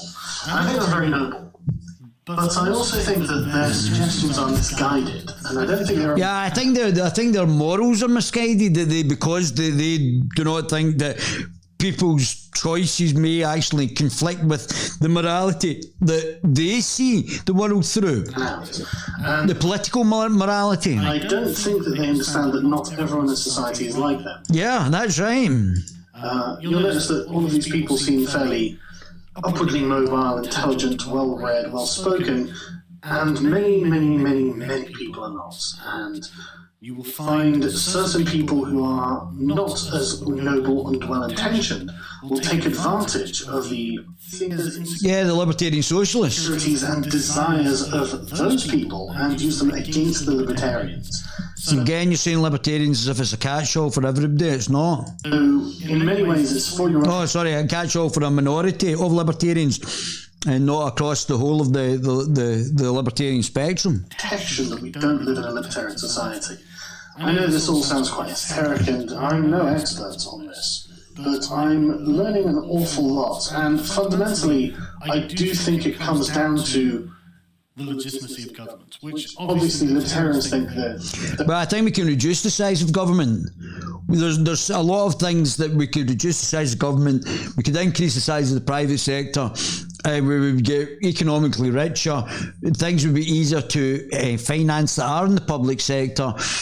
And there would have to be a centrist libertarian recalibration between the size of the state, especially in Scotland, and the size of the private sector. There isn't it, because they are seeing their own government. And overwhelmingly, these people are American, but there are occasionally the odd British libertarian. But, and there's every reason to think that the British government isn't being as responsive as it could be. Yeah, that's right. Both in Scotland and in Westminster, the Bojo and Wee Nippy are both increasingly authoritarian. And we know Wee Nippy is. Wee Nippy's just a wee one step away from being a wee cat lady. It isn't. And I think that libertarianism is a reaction to that. And finally, libertarians, you have to stop talking about statists. I know, that sounds crazy, right? That sounds like way out there, but statists are not a monolith. You are not being specific when you talk about statists. Therefore, you're not really using any useful terms when you do it. Basically, you have made statists the other. I mean, just look at the contempt that you guys have shown throughout this video. Just the way you've spoken. Like I was saying, I was having a real hard time not being a dick in this video. I really was. And just, not mocking. Because you guys have obvious contempt for those people that you think are statists. You've otherized them completely. And you don't even know who you're talking about. You couldn't even tell me what statist... I mean, you guys had to then start delineating between types of statists. And it's just like... And again, nobody identifies as a statist. It's not something anyone's going to... And what they mean by statist, just so we're clarified here for my baby gorillas, they just mean somebody believes in some form of governance, like a political structure of governance.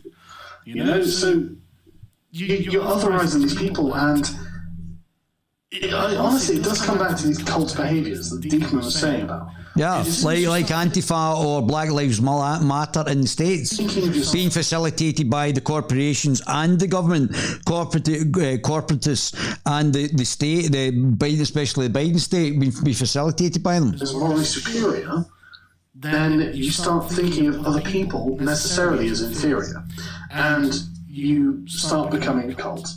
You start finding yourself locked into these cult patterns of behavior, especially if you can place all of the blame on someone else. And you can. It's the government and the damn statists. You've got to knock it out. You've got to knock it off. You've got to stop this. This is becoming unhealthy.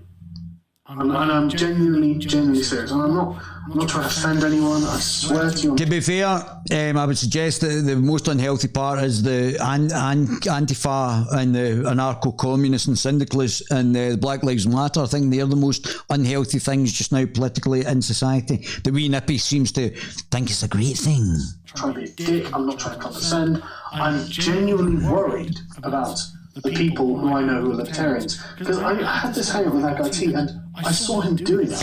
I saw. You're a libertarian, my friend. You are a libertarian.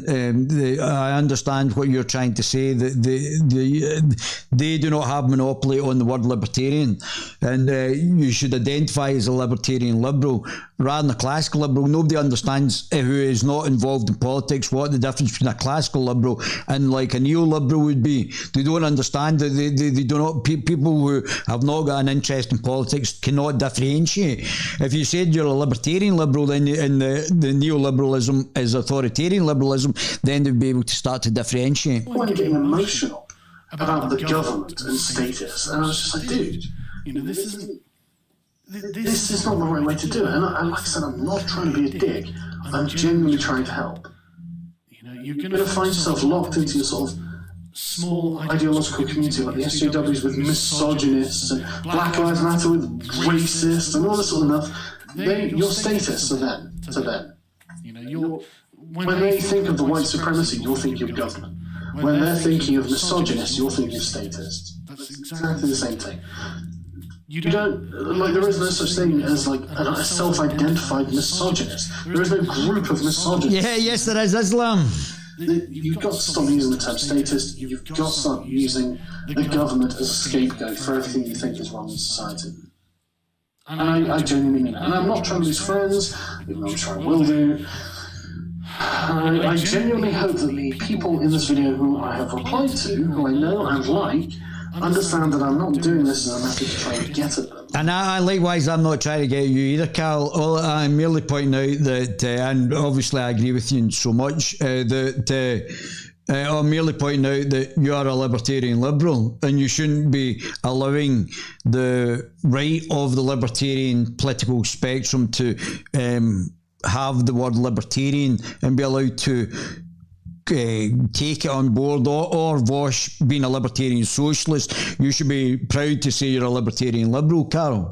I'm doing this genuinely, and I honestly mean this. I'm doing this genuinely to try and help them understand why there are more libertarians. Well, we are libertarians, mate. We are libertarians, but we're not properly represented from a political party point of view. Like I said, I don't think their principles are bad. I just think they're unpractical. I think they are inept, just like the left of the libertarian movement, to actually what they're actually talking about, and the implications of what they're actually saying is inept, especially the anarcho-syndicalists, anarcho-communists, and the anarcho-capitalists. They are really wacky as. I would suggest that they go and live somewhere where they can actually conduct themselves in that anarcho situation, so that they can all live together and do their anarcho stuff and see the practicalities of how they're living, rather than trying to force other people to do it. That's not very libertarian, is it? Anyway, sorry for the poor quality of this video. I did the best I could, and I look forward to the comment section afterwards. Yeah, I hope you enjoyed that, guys. I hope you enjoyed that, my baby gorillas. What you saying? Totally agree, David. Thank you very much. It's all about control, but they're where she wants us to be. One step forward and 2 steps back. Correct. Sturgeon is taking us backwards.